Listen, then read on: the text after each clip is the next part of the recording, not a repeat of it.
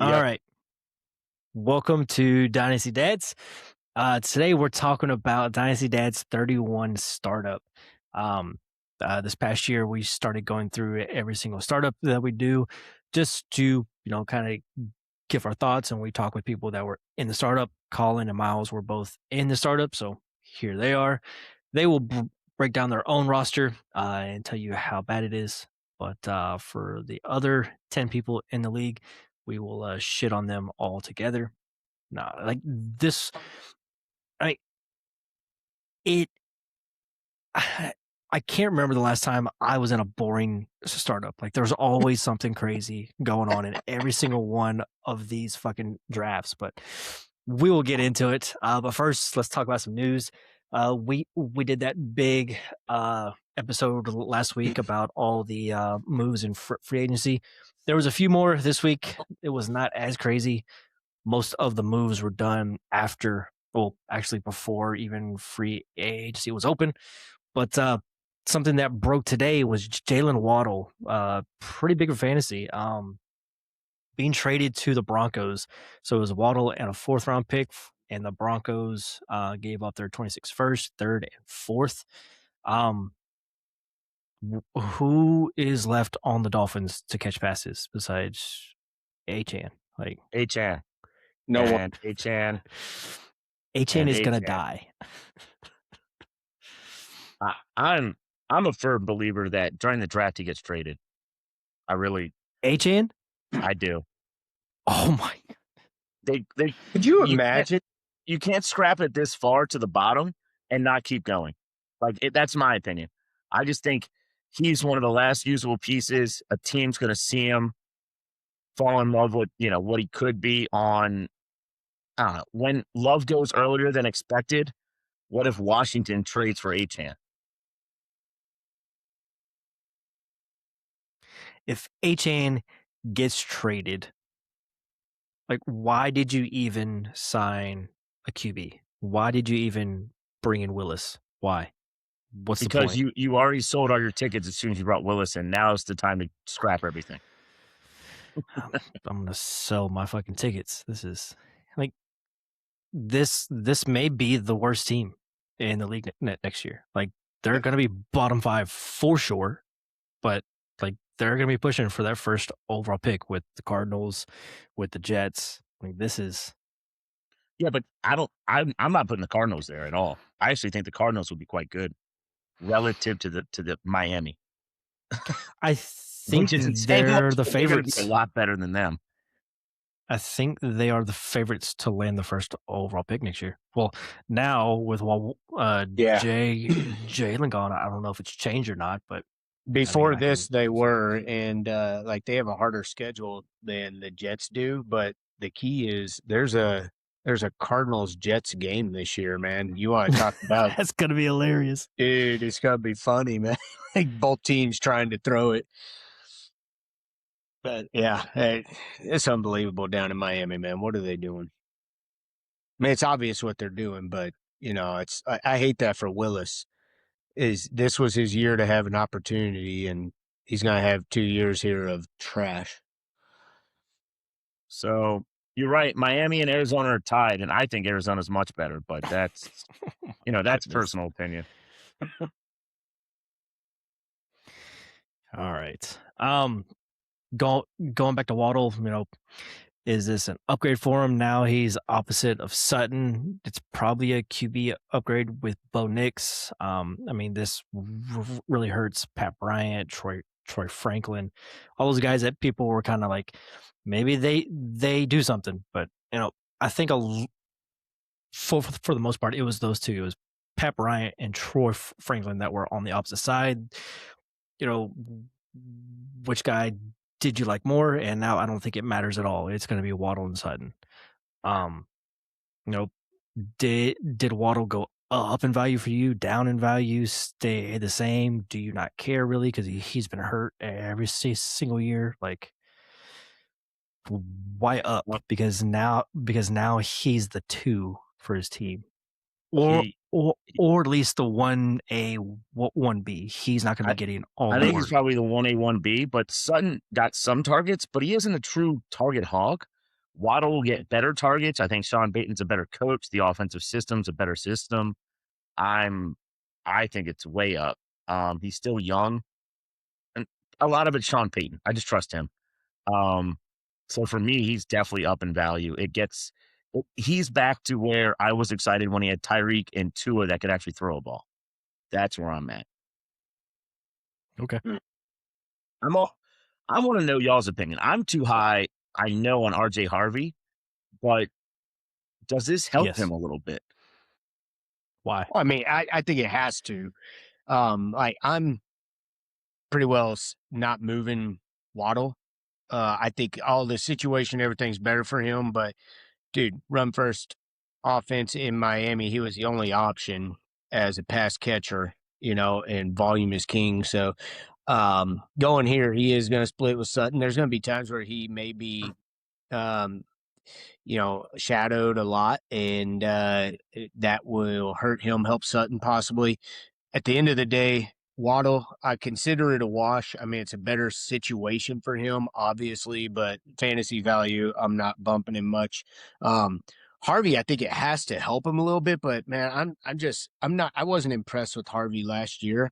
And so, obviously, anytime you have a better pass offense, it's going to help out the rushing aspects there. So, but they still have J.K. Dobbins. He hasn't been traded yet, right? And he comes back, and I wasn't impressed with him last year. Sean Payton is known for multiple running backs, etc. And I think that he is already being overdrafted. So, if anything, it might help his level to where he's being drafted actually match reality a little bit, but I'm not pushing him up at all from this. I'm not necessarily saying push him up. I'm just saying I think it actually helps him in multiple assets. One, better offense with Waddle having to be at least covered, not having just one Sutton who is more of an outside big body. And two, with this kind of trade, with all that draft capital going away, I don't necessarily think that Denver is going to now bring in another running back, like drafted, another rookie, which at some point, how much they keep talking about it is a fear, right? They could send their second for Achan and just bring over Achan that'd be from funny. Dolphins. If Miami did that, that would be one, shocking, but two, I'm assuming Miami's asking for kind of a late first value if they get rid of Achan.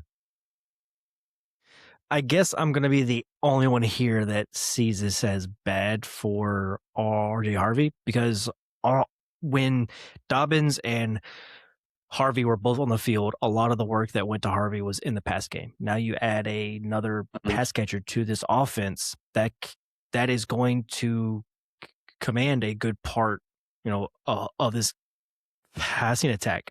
And so Harvey now bumps down to the third option, like when he was going to be fighting for the second. Now he's third or fourth.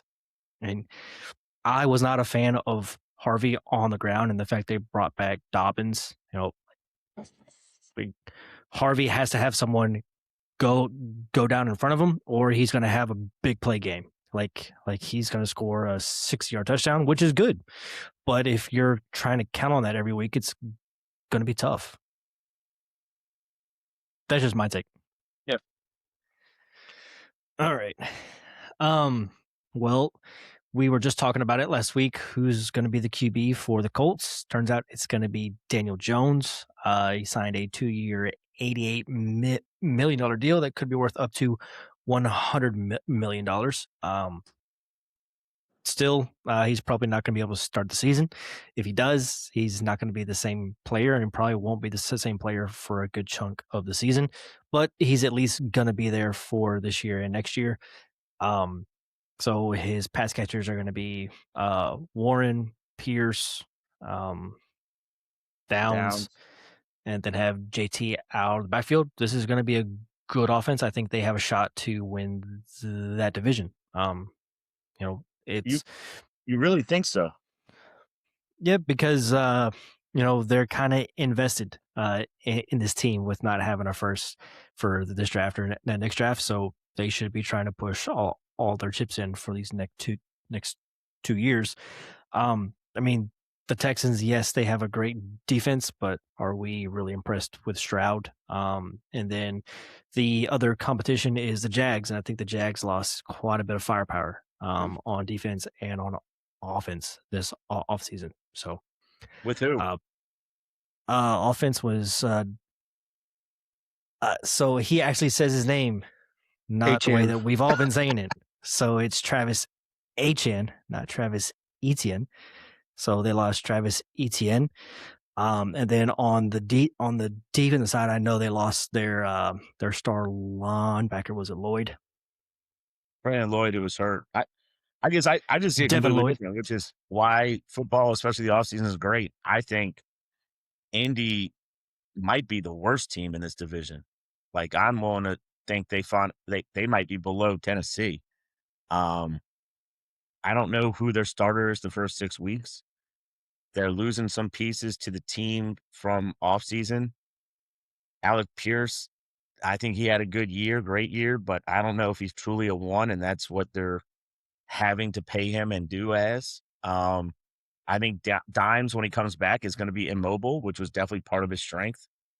They lost a couple pieces on defense. They've spent all their first rounders. Like, I'm not. We see it differently. I'm not as excited about the team. I feel this team is more like what they were in the second half of last year than what they were in the first. So it currently has it as the Texans, Jags, Colts, and then Titans. The Texans plus 135, Jags plus 195, Colts plus 400, and then the Titans plus 700, which I think it's pretty close with those top three.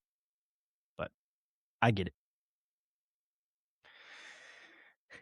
Does this make you feel better about the trade that we made this past week Which one?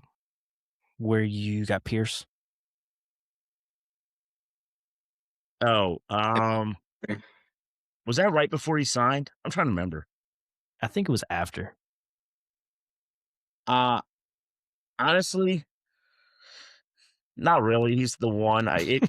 It doesn't really matter to me. Is he though? Well, I think he has to be because you're getting paid like it. Does it make me Yeah. that much more excited? No, but Okay. yeah, Denny Dimes wasn't the one that got me super excited about Alec Pierce. I just think he got paid, and so he'll get used. Fair enough. Miles, do you got anything else to add on that? Just from a dynasty perspective, I'm okay with DJ, like Daniel Jones being like a QB3, not a QB2. Like talked about, coming back from Achilles. He had like 7 touchdowns last year. I think 5 of them were rushing, and and they're all inside the 5, and I just see that disappearing. So I think it's good for Pierce. Obviously, I think it's good for Warren with Pittman leaving. But outside of that, man, I'm not excited about him there. I thought it was an overpay with some of the other options that were out there with him being hurt, etc. So I don't know. I wasn't impressed by it. I'm not looking to get him anywhere. The only one that I am actually trying to buy at this point is Warren as a number 4 tight end, thinking that his pass volume has to go up with Pittman leaving. But outside of that, not much of a change. Of the guys I like most to get, just because I think his value down is Downs. Like, I think he'll be the wide receiver 2 pretty easily in this offense with whoever's throwing him the ball the first 6 weeks. Yeah, it's going to be Downs and Warren with the most targets. It'll be Pierce with all the downfield work. So all three are going to have their place in fantasy. So that's good that they all aren't the same player. So, moving on. Aaron Jones is deciding to stay with the Vikings for at least one more season. So, Jordan Mason, was anyone very excited for Mason if he was going into the season by himself? He didn't look that great this past year. But Aaron Jones, he's on the tail end of his career. He's going to provide some value, but I don't think he's going to be anyone that you're going to be counting on. It'll be your RB 4, 5, 6, if you have that many. But who else in this backfield, are you like? Would you rather have Jones or Mason in Dynasty? Mason, he's younger, but I think the starter is going to be drafted. Like, Who? eventually starter will be drafted. Oh, As much as I don't really like the draft, I think, I don't know, Washington, Jadarian Price, one of these guys probably HN. goes second round to him. Okay, Achan, fair enough. if they trade for Achan, I am now. This is wheels up, baby. Watch out. I Yeah. feel like at this point they have to trade him. Yeah, they should. I mean, Anyways, if Minnesota came to him and said, "Here's a second this year and a second and fourth this year and a third next year," it'd be gone. would you do that deal? So if I Yeah, sent you a second, third, and fourth right now, yeah. I mean, you're Miami. You're trying to get rid of good players that you're gonna have to pay a shit ton of money to soon. Time to let them go, especially running back. all right, all Yeah, right, moving on. I would rather have Mason. I don't know what's going to happen with that backfield, but I'd rather have Mason just because, I mean, it went to almost a 50-50 split last year. I think it's going to be even worse this year with a 50-50 split. Aaron Jones, 31 years old now. Mason's 5 years under. He's nothing special, but, I mean, when you're looking at 50-50 split and a running back that's over 31, not named Derrick Henry, I don't want him. I get it. All right, another bit of news for the Vikings. Kyler Murray did Hey, end up signing a 1-year deal with the Vikings. Um, uh, it's been reported that they are going to fight for the job, but how bad does Kyler have to be for him not to win that job? if Kyler doesn't win it, his career's over. Yeah, That's fair. absolutely. I mean, there's a 1 year no tag, which means I'm interested to see what happens after this year. You know, I heard something today that was saying like, yeah, looking at the Rams because they were in on Kyler with Stafford, but they didn't want to take him down there yet. They can hold here, figure out what happens after this. But did Just say that you watch the footballers. It's fine, man. It's fine. Because dude, I watched the same thing today. right? Did you see that? Yeah. So, but the one thing that I did hear that I thought was awesome was, dude, Arizona's paying the 37 million, right? So they got him on a vet min, and can you imagine, like Justin Jefferson, that dude handled last year like a pro. You know, he was awesome with how horrible he was with respect to he didn't pull it, Antonio Brown or, AJ Brown, any of that stuff. He was professional about it. You imagine them coming back into a locker room and saying, "Hey man, we're going to run it back with JJ McCarthy." So, I think this is a good draft or a good trade for Justin Jefferson just to get him on board with going forward and not starting to, speak out and start turning in those other kind of guys. And it cost them next to nothing with the vet men for 1 year. And then after that, we'll see how it goes. I mean, obviously, he has great rushing upside, still has problems seeing the middle of the field because he's shorter than I am. But, outside Damn, of that's that, short. it's easy. Yeah, that's pretty short. It is. So, yeah, I think it's obviously good for everyone there. I think JJ McCarthy, like, if he can't beat him out, if he can't beat JJ McCarthy out, yeah, you're right. Kyler is done. But, hopefully this turns JJ McCarthy, helps him out for the future. Problem is, from what little I know and what I heard and read about with Kyler's work ethic, it doesn't sound like JJ McCarthy's going to, learn a whole lot behind Kyler Murray like he would somebody like Kirk Cousins, etc. I think you know, I was saying it would be nice if they signed him to some kind of weird deal longer term. The only real benefit is they could just get him real cheap, right? Which is nice for 1 year. If they actually thought they had plans for future years, I thought they'd probably already give him that. It does give Kyler a nice chance to revamp his career. what is nice for the Vikings is if they can't re-sign him, is they'll probably get based on the money that he signs for to someone else. That'll be real money. Then he'll get, they'll get 2 or 3 third rounders as supplemental draft picks, which is nice. So you sign a guy to 1 year, 1.3 mil, and then the next year you get 2 extra third rounders, something like that. That could be a nice little bonus. You think that somebody would pick him though after a 27 rookie class that we're expecting, and he doesn't do well enough to where the Vikings want to keep him? That they're Well, going to do much of anything? I'm saying if the Vikings don't franchise tag him after this year, They he can't. might go somewhere else. Can't. There's a no tag clause, so they're not doing that. So he's going to be in free agent. If he has a decent year, he's going to ask for 55 mil, 60 mil a year. So who would pay that though? That's my thing. Is like, why I would think tons of Browns? teams might. I think tons of teams might. That's what I'm saying is, and if that's the case, why waste a rookie if I already just saw it happen? And then I don't have to waste a draft pick. I can just sign him. Yeah. And a lot of people, not this offseason, but next offseason, have money. Like, I think that's what I thought. If they wanted him, they should have signed him to a 3-year deal with kind of, loophole of year 1 is 1.3 million, and the following 2 years, 50 mil guaranteed total, something like that. Kind of a nice deal to revamp your career. But if you show off, you get paid.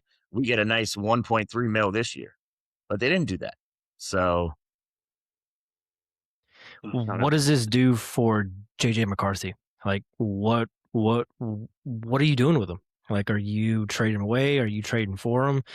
Like, what would you sell him as, and what would you pay for him?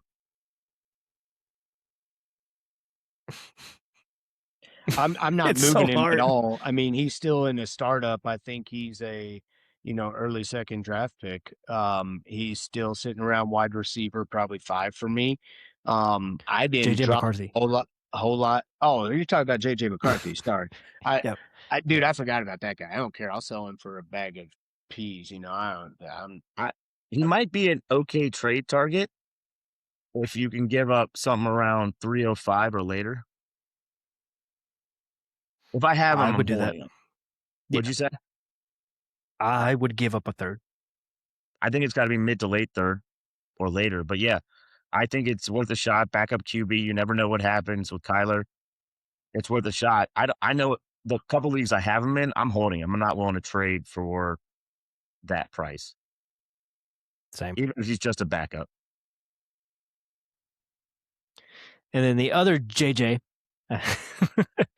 I mean, hopefully, it can't get much worse than what he had to deal with Right. the other JJ. He's probably gonna be a wide receiver 1 this year in fantasy with Kyler, which is right where he needs to be. So, I mean, hopefully, we're about to see whether Kyler was the problem or the offensive system was the problem, right? With the coaches in Arizona, because I'm not saying Marv is the same as JJ, but Marv looked like ass. And now if JJ looks good, then we know, to me, the offensive system was quite bad for everyone. I don't know, man. The Jacoby Brissett second half of that season was tough to argue with, right? I mean, he did a hell of a job as a quarterback stepping in for Kyler Murray. I think he ended up like quarterback 15 or something. Now we're talking fantasy, and he threw for 800. He threw 80 times a game. Like, if you want to talk about that, that's different. And then Marv missed a lot. Like, to me, I'm not basing off of that. And don't forget, by half of that, the coaches kind of stopped caring. Yeah. I think they were trying to save their job almost, which didn't happen. But at that point, they stopped running the ball altogether. Anyway, to me, it'll be interesting to see what happens. Do I think Justin Jefferson? I think he'll be a little more motivated. I think he'll be excited to play with Kyler. Kyler should learn, or he's really dumb, that this is his redemption tour year to get paid again, and should actually focus on football instead of video games. And if that's the case, it could be a very exciting year for Minnesota. Green Bay could finish 4th in the division. It could be crazy. the fuck out of here. Anyways, let's move on. Chig to the Commanders, 3 years, $30 million. There's also talks that Ertz might come back, and if Ertz comes back, he's probably the starter, just because he's known that staff. He's been there. He Does he should know the just stop staff? playing. How does Ertz know the staff? Ertz, Yeah. don't they have the same head coach? Same head coach. They fired OC. OC bringing Well, in they his guy.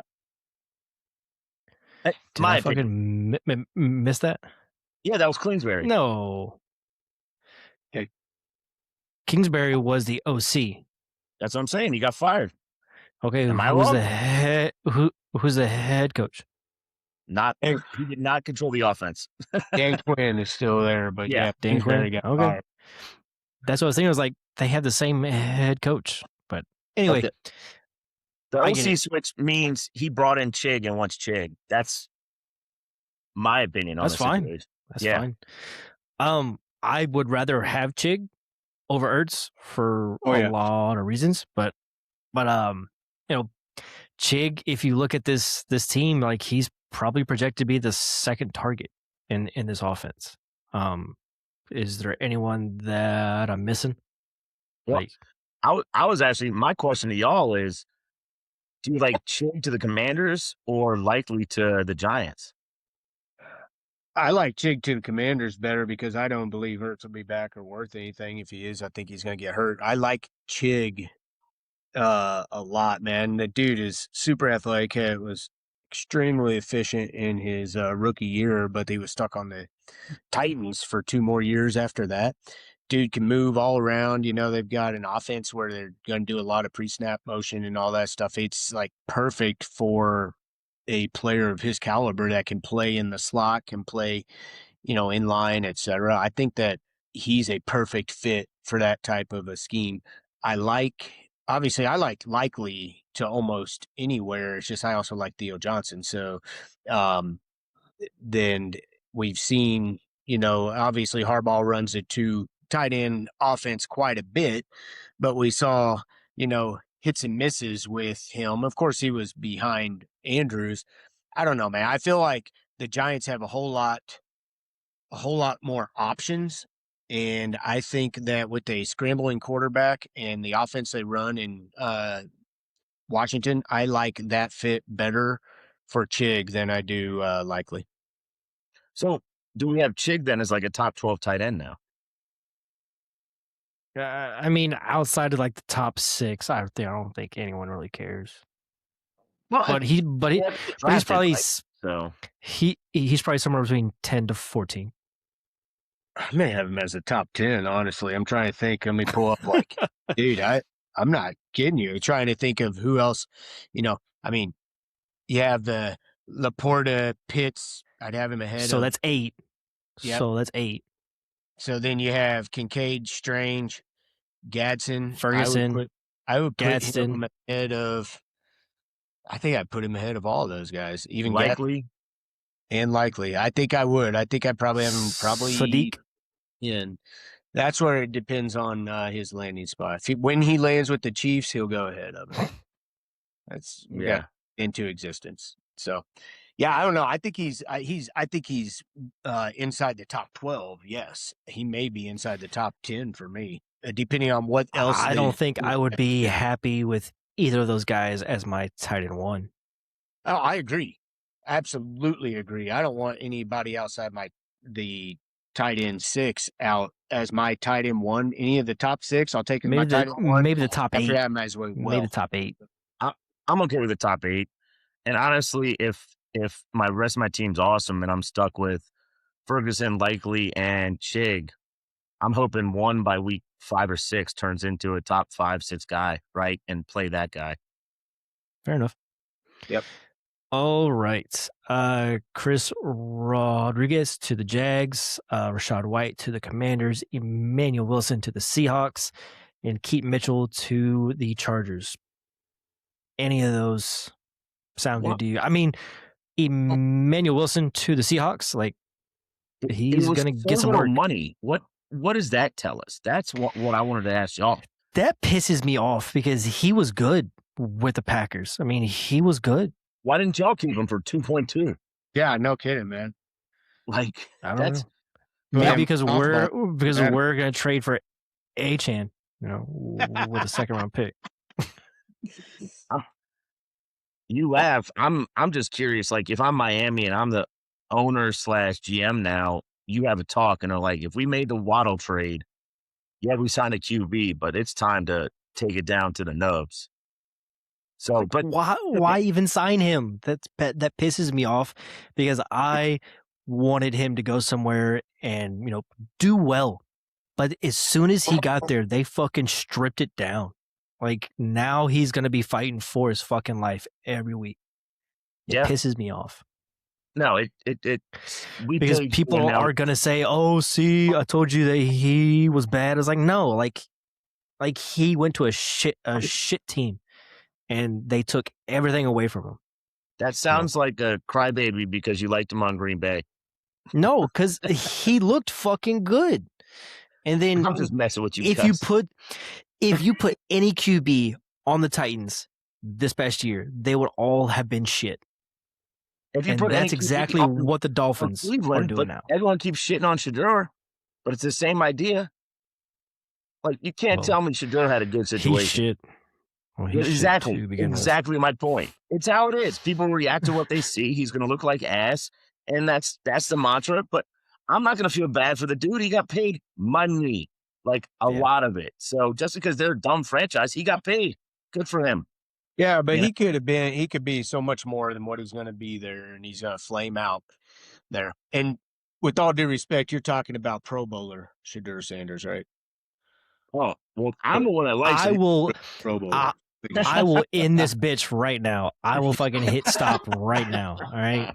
And so, dude, of those signings, I think the biggest thing for me is what it does for Bashal Tutin, right? So the Jaguars, what are they going to do with their second round pick, third round? I mean, it's a strong class. I don't think any of them are going to do any better than Tutin. So obviously Achan's going to go over to Jacksonville. But it's like, putting him and LeQuint Allen, I see this as like a probably 60-30-10 split with most of it going to Bashal, the third down going to Allen, and Chris Rodriguez just being, I need a couple of yards here on the short yard. They gave him some money, though. Like, they gave him decent money. And what did they give it? 10 mil. Let's see. I think it was 2 for 10, right? I think it was 2 for 8. A 2-year for 10 with 6 in guarantees. Okay. They gave him enough money to. Let's be honest. I have way too many shares of Chris Rodriguez just because I have him got him cheap, like free, right? When Washington couldn't even find a running back to use, so I have tons of shares. So maybe I'm the worst person to ask this, but I think he might get like 40% of the work. And I could see it almost being like 50, 40, 10, or, 50, 35, 15 with Allen doing some of the passing work.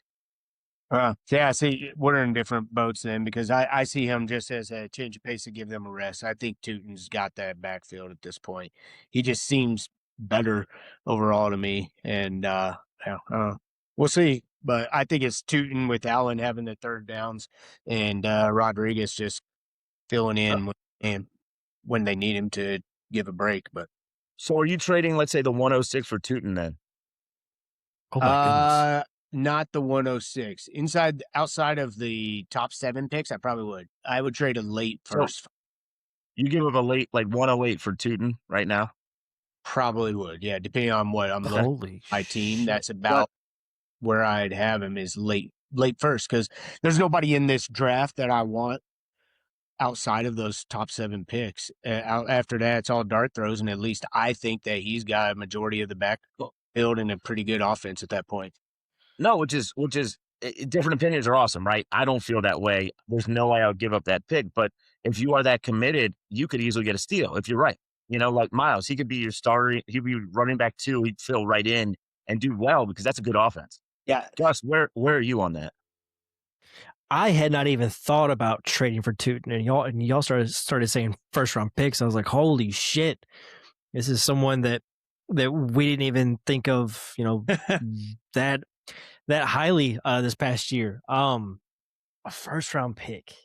The thing is, you could get more than Tootin for the 108, but I think that the player you get at a 108, Tootin is a better player than that player. So that's how I would say it. Like, would I send a 108? Probably not, because I can get somebody better for a 108, especially come draft time. But early second, yeah, absolutely. I think he's worth a late first, though, based on what I believe is going to happen in that offense.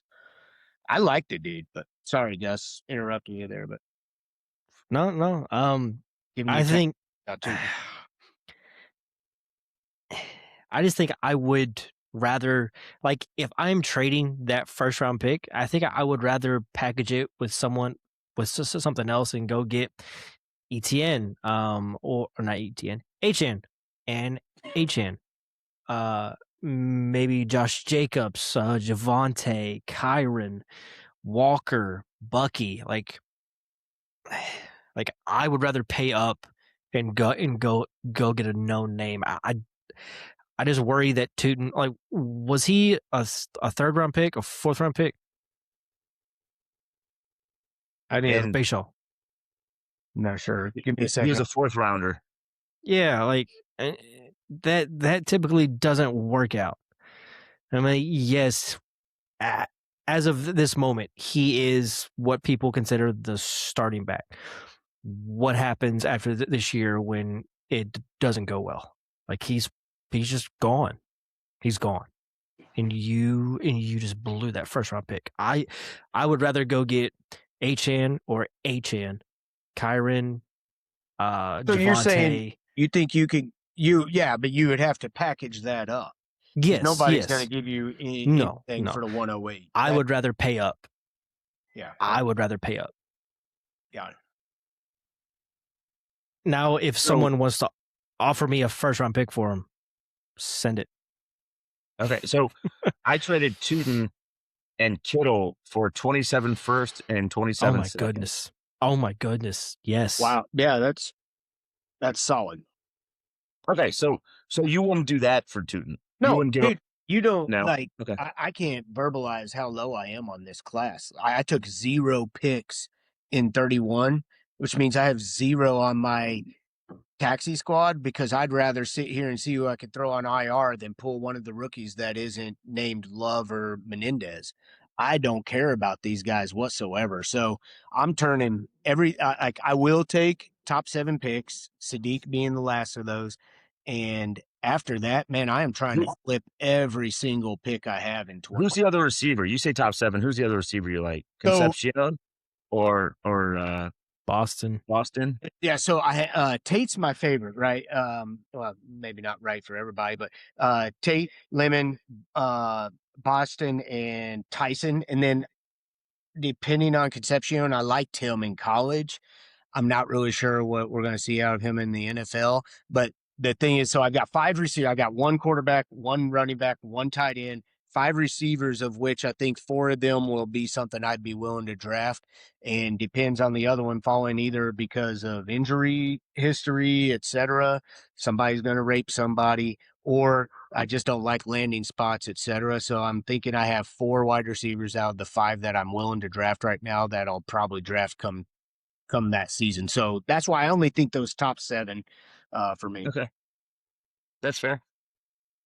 Okay. I'm trying to get, like, I can't verbalize how much I don't care about anything beyond that. I'm probably screwing myself in all the dads leagues, but I mean, I think 8s and 9s. I think there's probably like another back and maybe another tight end. Like, so like maybe like pushing it out to 9 is probably where I'm at. Just like after that, like, it's really going to depend on where guys get drafted and how highly they get drafted. But like there could be another tight end that goes in the first. Y'all heard the latest rumor? What? Ty Simpson going 3rd overall. Get the fuck out of here. I think it's bullshit too. To who? The The Cardinals? Oh, the Jets. Jets? Oh my goodness, that'd be horrible. That would be the Please most. don't, Jets. There are so many good players up top. There's so many good players. There I are don't so disagree with many anything Pro you're saying. Bowlers I'm just up telling top. you what I heard. Jesus, man. Oh, Like, I'm gonna puke. Yeah, yeah. this sounds great, man. I feel I bad. hope somebody else I feel drafts bad him for in Vince. those top 7, so my 1.08s are worth something. Oh my god! I just got done with QBs, and like I don't see why Simpson is considered a first round pick. Yeah, so hey, just Anyways, keep we got a trade lot cut. to get into. Yeah. Keep trade cut has Tootin at the 110. Has it Okay. even with 110? Depending on, everybody's got their do they agree Yeah. stuff, etc. But Settings and stuff. they have him at 110 right now. Okay. Justin Fields to the Chiefs. Miles. Yeah, it's an option for fantasy if Mahomes isn't ready. The He's thing I not. do like about it, dude, he's had a tough run. He had Matt Nagy in Chicago. He was with the Jets.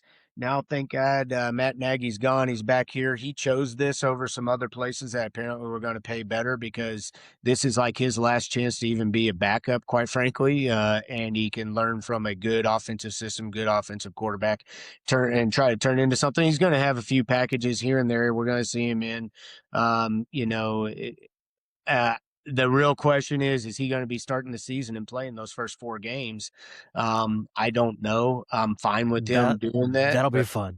It'll be fun. Yeah, That'll it will. be fun. I'm looking forward to the schedule drop and see if we're playing like the Bengals. They will go That would be a blast. 0-4, but Yep. it'll be so fun. It'll be But so it would fun. be fun. It'd be good for your fantasy leagues, right? So I don't know, man. All in all, I'm not too excited about it as a Chiefs fan drawing him, but I think it's a good situation for Fields himself. Meh. All right. Man. Fair enough. All right. And then the last bit, Dallas Goedert going back to the Eagles for one more season. I believe he led them in touchdowns this past year. So, I mean, he's going to be, tight end, 12 to 16, as far as value, just because he's going to be a top scorer. Like, he's going to score touchdowns. Maybe it comes back down. He hasn't really, this was a peak year for him. I'm pretty sure as far as scoring when it comes to touchdowns, but I'd be happy if he was my tight end 2, 3, 4, but as my tight end 1, no. But all right, he's a good best ball talent, I think. Yeah, absolutely. Let's get into the Dynasty Dads 31 startup now that we are 40 minutes into this. So this is going to be a long one. But some of these settings before we get started, we drafted kickers as placeholders for the picks for the incoming class. The taxis, they lock week 1, not super important, and they can stay for 2 years. There are 10 slots for taxis, 5 for IR, and we start 10. This league does use a league median. It is a 1 point tight end bonus, so you get the 1 point per reception and then the 1 point bonus on top of it. And there is no trade deadline, which seems to be more and more common. All right. Did I miss anything? You brought the 1 point tight end premium, right? Yep. And the taxis are rookies only? Yep. Okay. All right. So we are going to go down the board. We're going to start with the first draft slot, go to the second, third, fourth, fifth, all the way down. Miles is at 111. Colin is at 110. So it'll be a while before they get to talk about how bad their teams are. Smart. So what we are going to cover for each one, we're all going to give like our favorite pick, the pick that we hate. What's the strength of the team? What's the weakness? Is it a win now? Is it a win now or a rebuild? And at the very end, I'm going to rank these teams as if I were to come into this league and pick a team to take over, this would be the order that I would pick those teams. So it's not about how good your team is now. What's the plan? It's just, do I like your team? And in that order. So don't take it personally when I hate your team. So take it personally.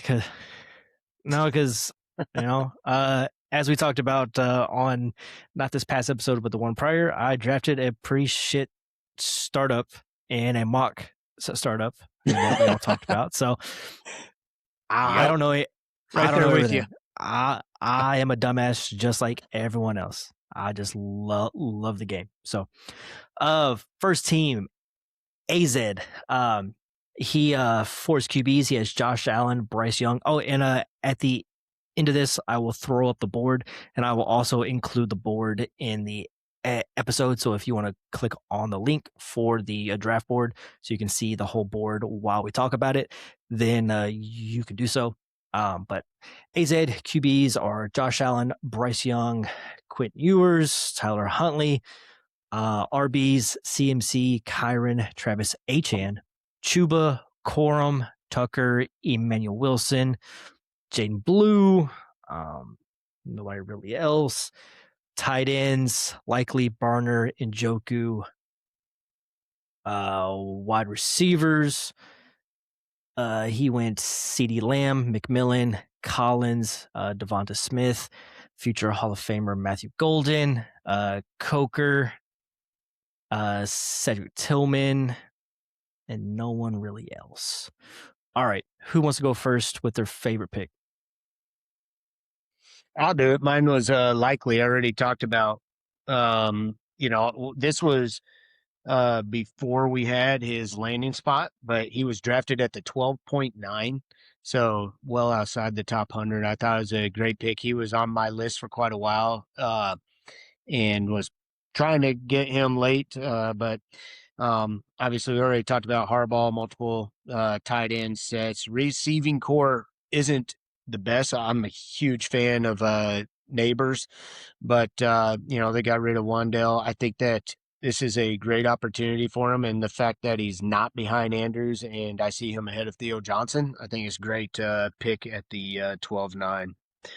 I also just liked his overall build, that strong running back core and backing up like Kyron Williams with Blake Corum and stuff. Obviously, Travis Achan going to New Orleans was good. I'm low on McCaffrey this year. I was low on him last year, which was wrong, but I am low on him again this year based on his every other year with 400 carries type of thing. So we'll see on that one. But overall, that was it, likely at 12-9. Yeah, I'll go next. I got to choose third out of the three of us in making these picks. So That's your own likely fault. I like ETN. Yeah, that's one of us has to work out of this group. So I Okay. chose David Njoku in the 18th round, just because I think even going into this draft, people thought and think he could find a job somewhere. He hasn't gotten one yet, but I still think he will. So I chose him. And then the more I look at it, I can't get away from Nico Collins in the fourth. I just think that's great value as well, especially as his third wide receiver, where last year we're taking him mid to late second. Yeah. All right, I guess I'll go. But before I do want to talk about his draft picks that he has for upcoming years. He has a third in 2026. He has no 27 picks. He has Collins 28 first, and he has all of his 28 picks. So no 27 picks, an extra pick in 28. My favorite pick was Travis Achan, and it was really because right after that pick, there was no other backs. Like, it was the end of a tier for me for backs, because it went Walker, Jacobs, Javante, Travis Achan, and then it went Kyle Monangai, Derrick Henry, which is still good, but not as valuable. Swift, Warren, Dowdle, Charbs, Tootin, which, there's some people out there apparently that will trade a first for him. Marks, Benson, Algier. So I think he got the last of the really good backs that are gonna have value for like another 2-3 years. So,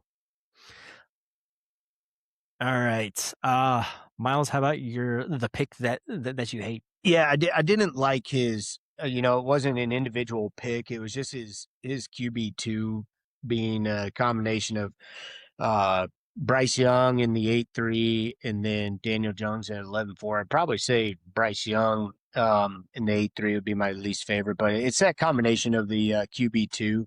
He could have waited a little longer on that, and still there were, he still had, well, not really waited longer, but there was opportunities for him before like picking up some of his other players to get.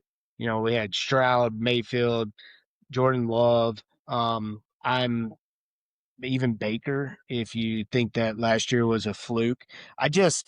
I'm not a fan of Bryce, and Danny Dimes may absolutely prove me wrong and be a great draft pick here at 11-4, but I just wasn't. I'm a heavy quarterback in Dynasty Superflex, and that was really the only part of his draft that I wasn't looking. Trying to find something was like, yeah, I just don't like his QB2 and anybody to fill in as QB depth there. I think that's his only blind spot. Yeah, I chose Bryce Young, just to be more specific. Just that being your QB2 with the rest of the team, especially since you've already gone with McCaffrey and Williams, makes me think, you probably should have been the bullet on maybe a Stafford a little earlier.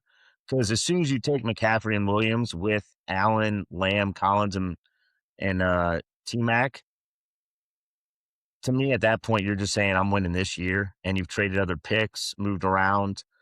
You might as well just take an old QB and try and actually win it, where I don't think Bryce Young or Danny Dimes does that for you. For me, it was pretty hard to pick someone that I didn't like. I liked the value that he got with pretty much every pick. I mean, if I could, talk bad about one, it would be about CMC. He is getting up there in age. Yes, he's probably one of the most talented backs to have ever played this game. Uh, if you look at his first 4 picks, it was all, picks where you could go either way. Like you could, stay young or you could go, and still compete. But as soon as you took CMC, you were kind of like pigeonholed into now you have to compete. Which he could still trade him away, but I mean the very next pick. So he is a Bears fan. The very next pick was Rome. Like like how many people right now are gonna trade Rome for CMC? Well, don't forget one thing we have to clarify, because I'll mention that later on, is this was done before the DJ Moore trade. Yes, but like So does that really that boost that's a Rome big piece. that much? I mean, most people were already out on Moore, but yes, pre Moore trade, this is when this happened. But if you look at it right now, like that's why you go with the young, talented player that can gain value. CMC is not going to gain value. Yeah, but if you look at like he had a solid wide receiver room and you were 3 running backs from a huge cliff, or not 3, but a few after that. If you look at what would have come back to him had he taken Rome there instead, he'd be stuck with Kyron Williams. He'd have 4 wide receivers there. Well, 3 and then Rome, and then his running back 2 would be Monungai or Derrick Henry. So I think it was even somebody who's down on CMC, I thought that was a good pick there. Okay.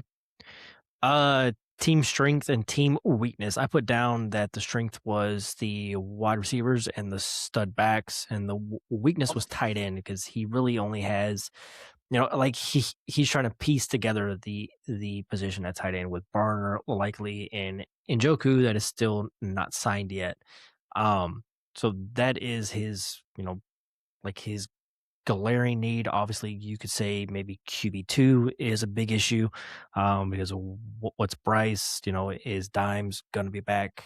Sooner than later. But the real strength of this team is the backs and the wide receivers. You could say QB1 and Josh Allen, who went with the first pick. But anything else with AZ? He did make quite a few trades. His picks were all scattered throughout the board. Unlike some of these guys, it was just straight down the board, like And, Colin. But and he also made a lot of a good number of trades after the draft, after this draft. Like, I didn't trade my first to him. He made another trade for that. Yeah, and he started trading a couple, if I remember it right, he started trading a couple of those rookie picks, like his second round rookie picks, packaging them up for running back depth, etc. Yep. Smart man. Yeah. All right. Next guy. This is actually one of the founders of Prop Decks. 313 Roar. He's actually a fan of the Lions. So we have a Bears fan and a Lions fan. I don't think there was a Vikings fans. I don't think I've really ever met one. Like, I don't think they really exist. But starting off with his team, QB, he went Dak, Burrow, Tua, Aaron Rodgers, Derek Carr for some reason. I mean, yes, he could come back, but okay.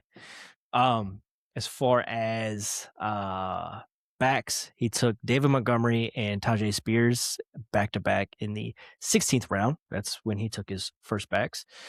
He also got Aaron Jones and Najee later on.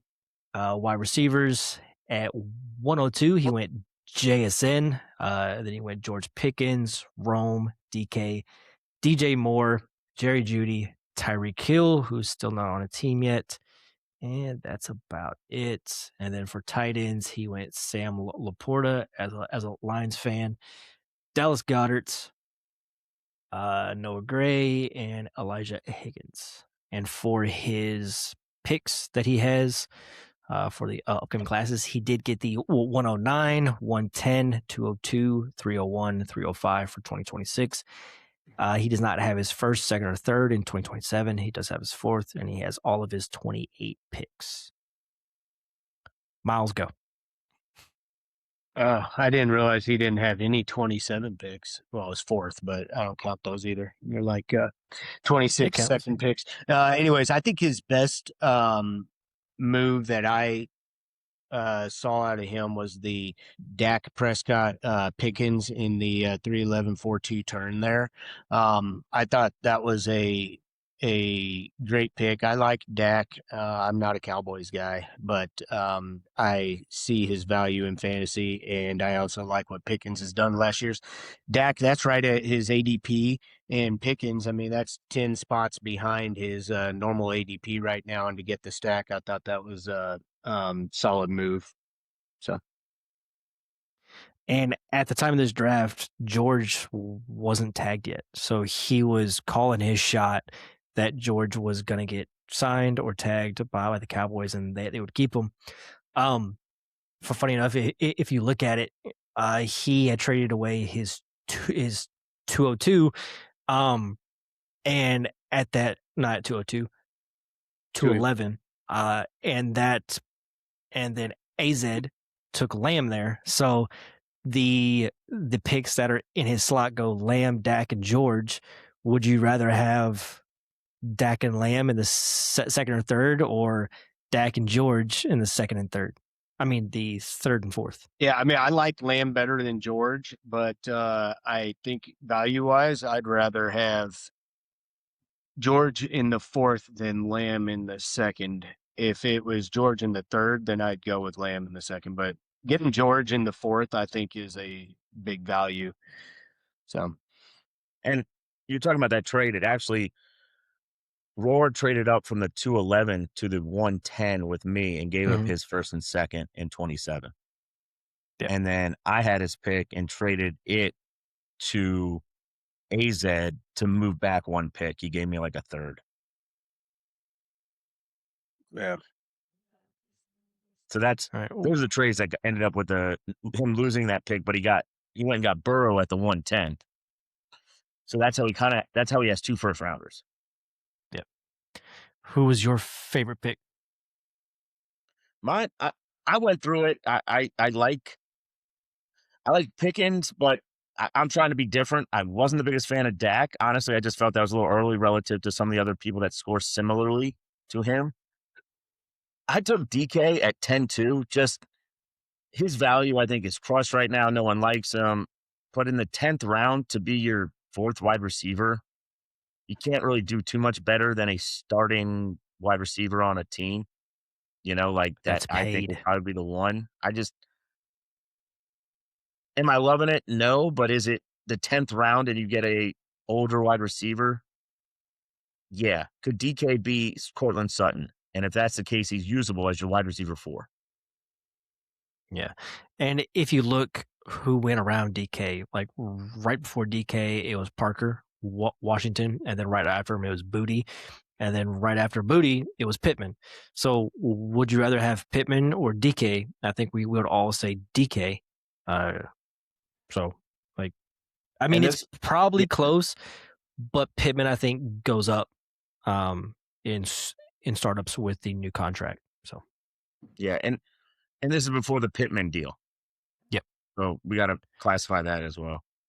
Yes, this whole startup was pre-free agency. So just keep that in mind. My favorite pick was Joe Burrow at 110.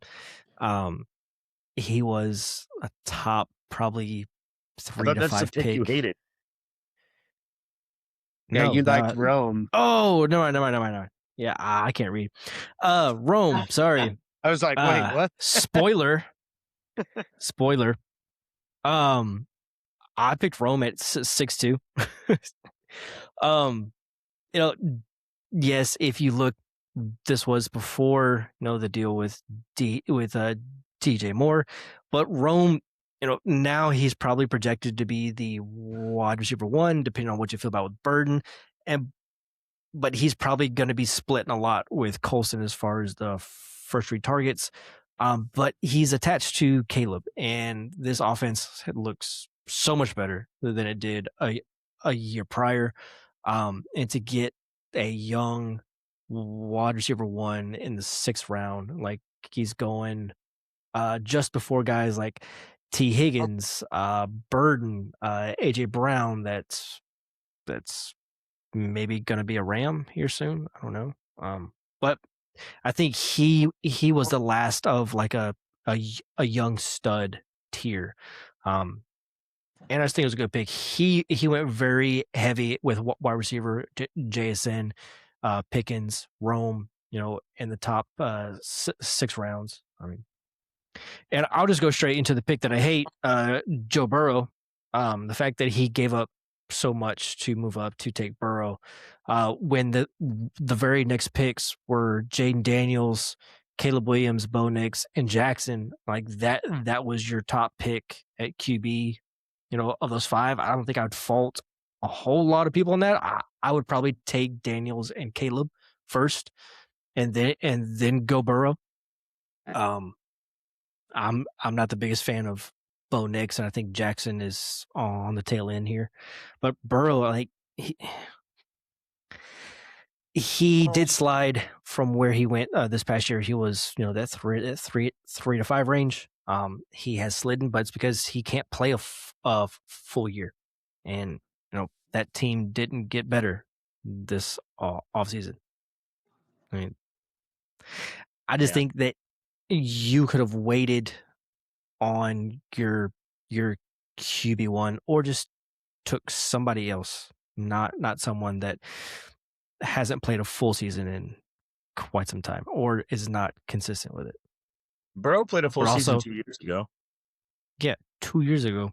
I mean, Not last year, but the year before, and then the year before that is when he was hurt. So he played a full season just 2 years ago. It's a lot to invest in your first round pick that hasn't played a whole lot in the past 4 years. But it's Joe Burrow. I get it. Yeah, and this is 6-point passing touchdown, right? I think I'm 90% sure on that. Yes, it is. Yeah. So I guess I'll move into my pick I hated, and it was Rome. We didn't know the trade was happening because it looked like all the money was still given to DJ Moore, and for them to cut him or trade him was going to be impossible. And then they got a sweetheart deal from a horrible manager, from a horrible GM in Buffalo, which is why they'll never win. And so The fact that they were able to get rid of him, get rid of a good bit of his salary, and get a second round pick for him is just shocking. I just wow. Anyway, so if you didn't know that beforehand, I would have been scared taking him. Hindsight's 2020. Part of what I was is actually something you brought up is if you like Burrow that much, you could have taken T. Higgins and kind of had the secondary stack there with him, and That's true. seen what happens. And so, that would have been part of it for me. If you like Burrow that much to go up and get him, then take his secondary weapon, who I think will probably, this year, depending on health always, could easily get more targets than Rome and probably more touchdowns. Yeah. All right, Miles. For me, two things prior to doing this, I want to comment on, Colin, you were talking about Dak and getting dudes around that side. He was QB 14 on this draft, and the next dude to go after him was Jordan Love. And Steal. I ask you without looking, where did Dak Prescott finish on the season overall? Not average, but overall. What quarterback? Fourth? Yeah, fifth. And Okay. average, he was seventh.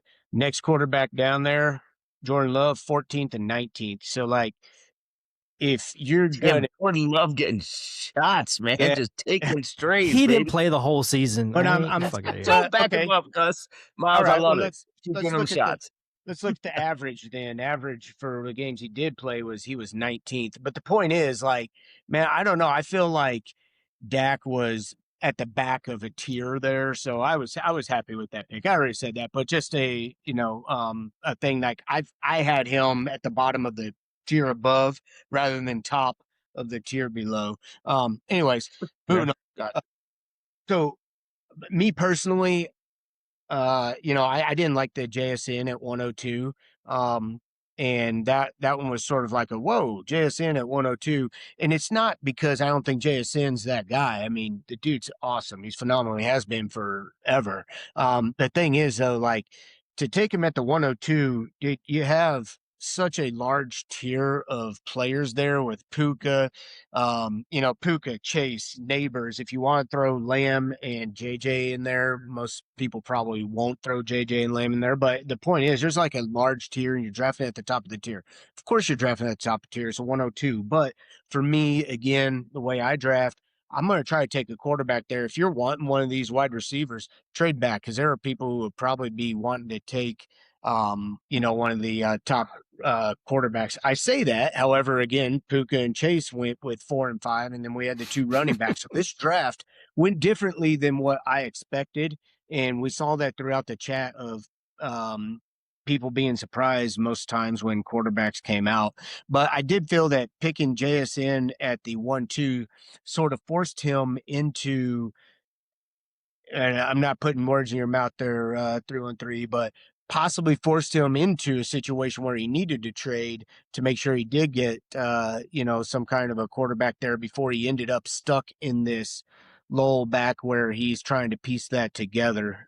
So that's the only reason, if I'm at that 102, I'm going to grab a high-end quarterback, or I'm going to try to trade back if I'm going to end up going for wide receivers. Otherwise, I feel like I'm going to be forced into decisions I may not really want to make, like trying to trade all my 27 picks to get Burrow late in the first. So that was my reason. All right. So, with all that, his team strength is really around his QBs and his wide receivers. He went pretty heavy at those two positions in the start of the draft. He did take a tight end high, but after that, it was mainly like kickers for picks, and then he took some more pass catchers and wide receivers and tight ends. His weakness is really RB. If you don't take your first RB till the 16th round, and that's where you take two of them at awesome. 16-1 and 16-2, which Montgomery looks to be the starter. So he fucking just called that, nailed that. Doesn't matter behind that offensive line. I guess we'll see. But he's got a warm body to put into that spot. He's probably not going to win him weeks, but he's got a position that he can put someone in, get 10 points, maybe. And then Spears, do they take Love? Do they? I mean, and even if they do take Love, like, does Spears see the field any? If they don't take Love, you're still fighting with Pollard. So he does have Jones for the Vikings. So he's got a mix of three backs that he can rotate a warm body into those two spots.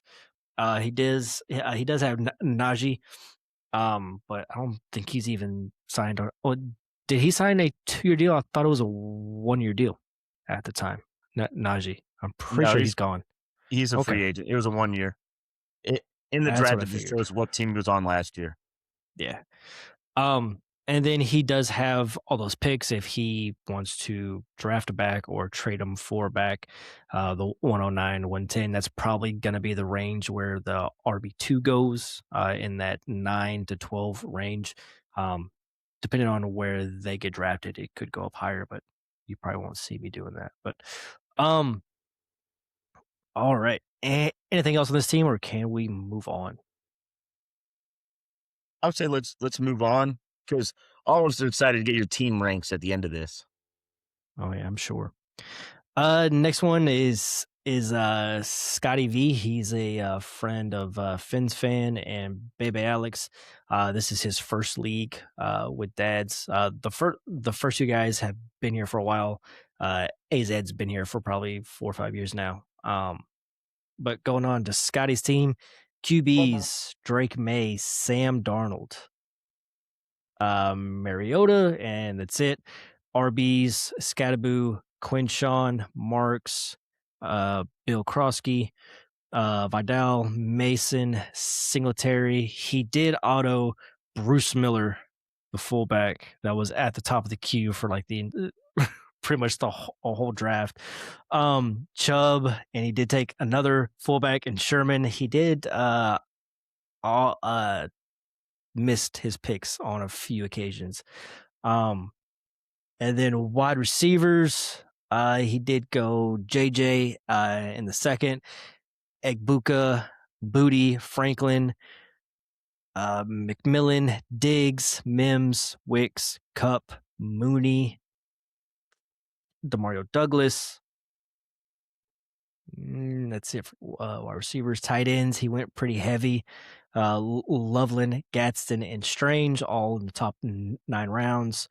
Parkinson, Jasicki, and that's about it.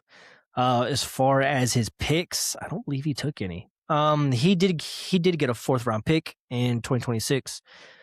He has all of his 27s and all of his 28s, so he's intact for the next 2 years. Who wants to go first? I'll mix it up if you want me to go first this time. Go ahead. My favorite pick is actually Jalen McMillan. This is before we knew Mike Evans really was actually going to leave. But I liked him because it was at 13-10, and there was definitely a chance, even at the end of last year, we saw that McMillan looked good. He looked like a serviceable piece. Even when the offense was down, he was getting targets and providing a spark. So at 13-10, I think that was a good move, especially, I guess I'll foreshadow and say my other pick. The pick I hated was Ibuka at 407. And of course, because this was also because before Mike Evans was dealt or chose to go somewhere else. Yes, he had 5 great games and the offense looked like trash after, week 7 or 8 when it looked like Baker was going downhill. But I just can't make that investment in him right now. I don't know. Is Ibuka actually the one? Is he a serviceable piece? Is McMillan taking some of Ibuka's piece? Is Godwin the actual number 1 option? I don't really know. There's a lot of question marks, even with Mike Evans gone. And so taking Ibuka at Egbuka 407. is a top 12 wide receiver next year. Okay. And then you would have him. That's why it was my pick I hated. So, Gus, would you trade Harrison to get Ibuka? Yes. Okay. Straight up. Yes. Okay. All right. Anyway, Next. Yeah. It's actually Harrison and Igbuka. Why I almost chose Igbuka as my hate, but what I liked was Judkins. He got Judkins in the. Actually, Gus, why don't you go? I gotta get this water bottle from my dog. Okay, go ahead. All right. I picked JJ at the 210. You know, he is still top 3, top 4 wide receiver in the league. He's had an incredible start to his career.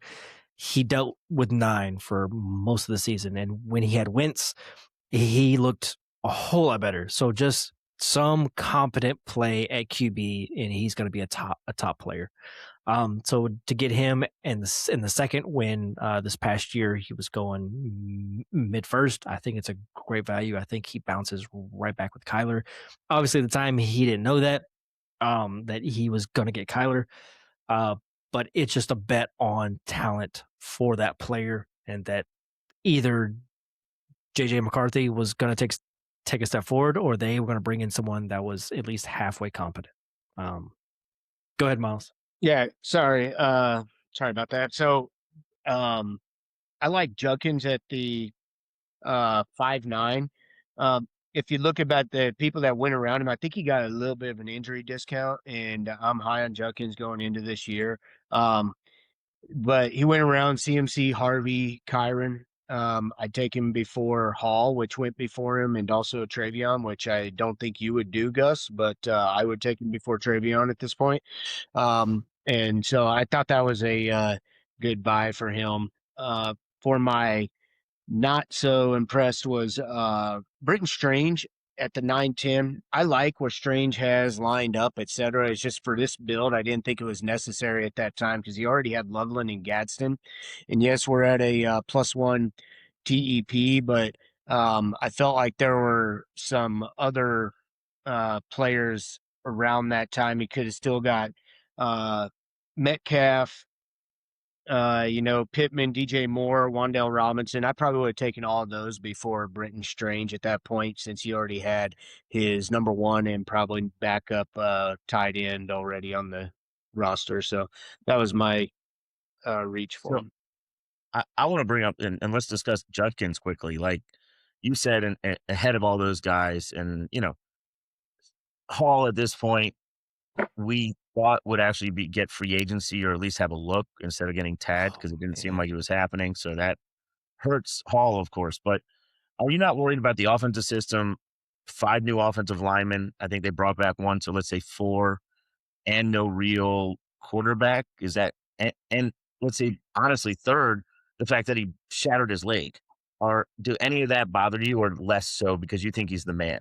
Less so because he had all that last year, right? There's not much of a different situation than what he had last year, other than more experience around him. So I don't see it any different. And yeah, the shattered leg's obviously a bad thing, but for all accounts, I think he's weird. He's ahead of timeline, just like everybody is, right?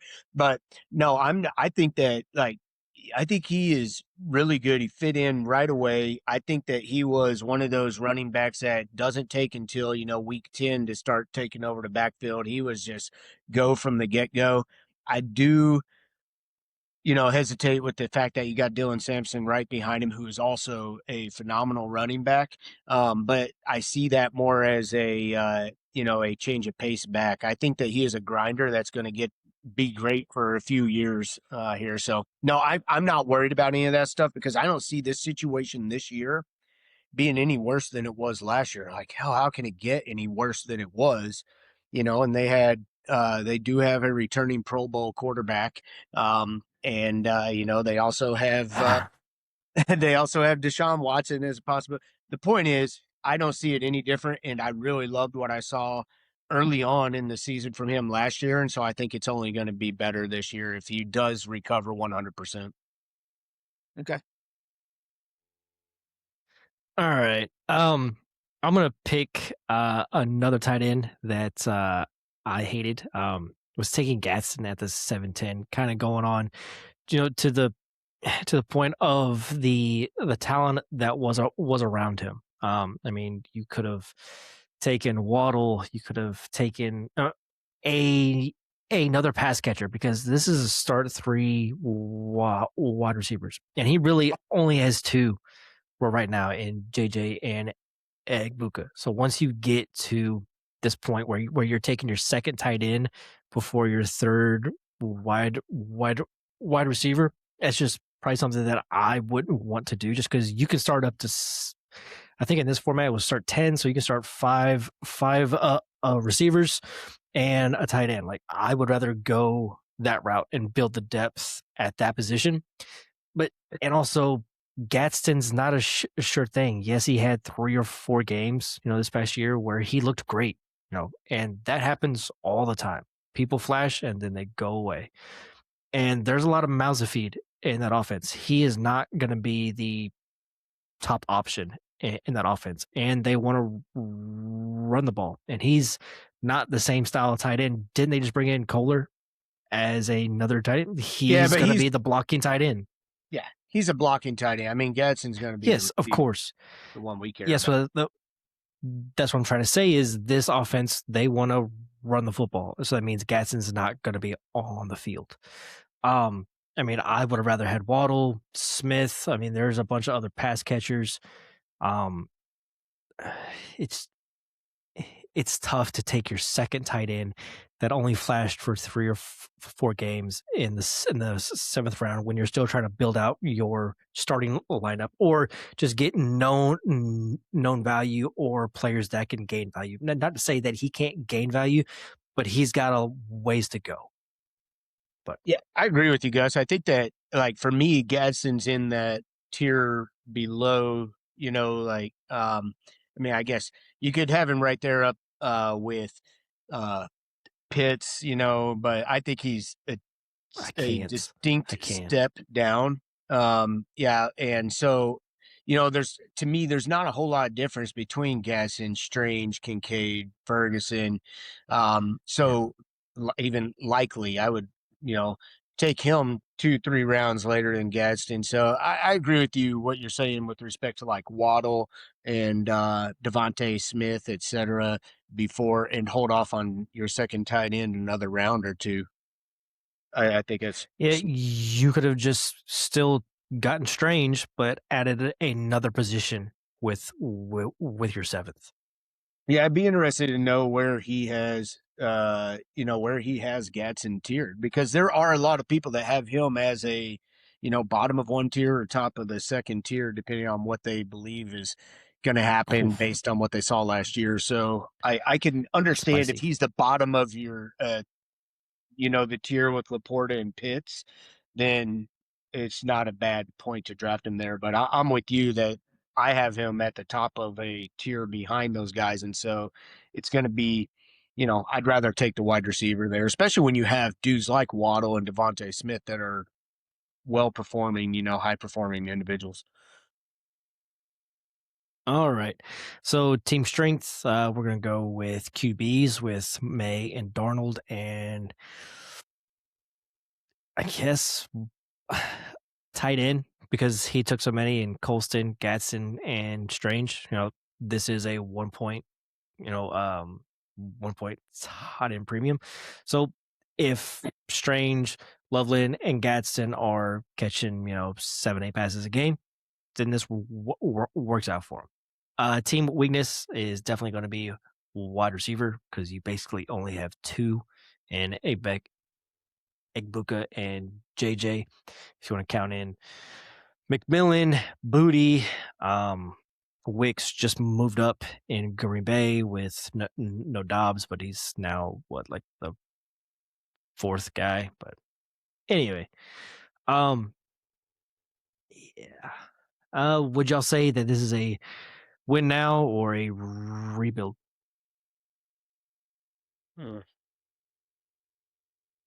What 27 picks does he have again? Both of your backs are currently hurt. He has all of his 27 and 28 picks. I mean either. I mean, it depends on how the season goes. You could see this either way since he still has his picks, but I mean he has a strong young team. I liked his draft, honestly. Yep. I mean, I think he's probably a win now is how I'd classify him. And it really came down to McLaurin and Devontae Adams when he could have gone with youth. And it's not that I hate those picks. It's just that shows me that he's competing now. Okay. Hmm. All right. I see, Miles. All right, let's move on to the next team. wait. We're gonna go Zaire. I was gonna say McLaurin and Yep, Devontae Adams. I put the wrong button of the next team. Oh, it's fine. That's on me. It's fine. It's fine. Hey, Gus, right. I do want to get your all's opinion on one thing. go So, Bill 14-3. I know neither of you have ever really been high on him. 14-3 though, you know they brought in Rashad White, who had a great 2023, but was also the least efficient running back, I believe, at the same time, and it was just pure volume based, and then didn't do much last year, obviously. So, I don't know. I'd like to get your all's opinion on Bill versus Rashad White, because at 14-3, I feel like that could be a pretty good value. And I want to know what you guys thought about that with respect to Rashad White, and would you draft Bill over Woody Marks? The thing with White is he didn't get a big deal to come to the Commanders, so Love is still in play. I think for the Commanders, if he makes it to what 7 or 8, 7. Yeah, he's still in play. Bill was what, a 7th round pick this past year. Like there's not a lot of draft capital involved. There's not a lot of money spent in that room. I think they also did bring in Jerome Ford. They did. To that team. So like they have 3 guys there, and if that's the 3 guys that they go into the year with, then I think they're all going to get work. Okay. What about would you draft Bill or Woody Marks first? Because Woody Marks went 3 rounds ahead, which was a little surprising. They were both too Scotty, but it's Marks for me, and it's not. It's Marks. Close. Okay. But y'all know I like Marks probably more than everyone else. It's Marks, and I don't really care. Yeah. Fair enough. All right. Let's just go with that. All right. Let's go to Zaire. Zaire 390. He's been in these leagues now for probably going on 2 or 3 years. He went QB. He's got Herbert, Purdy, Fields, the future starter for the Chiefs. He's got Davis Mills and Carson Wentz. Backs, Swift, Genty, Tootin, Stevenson, Connor, Estime, Bill Maffa.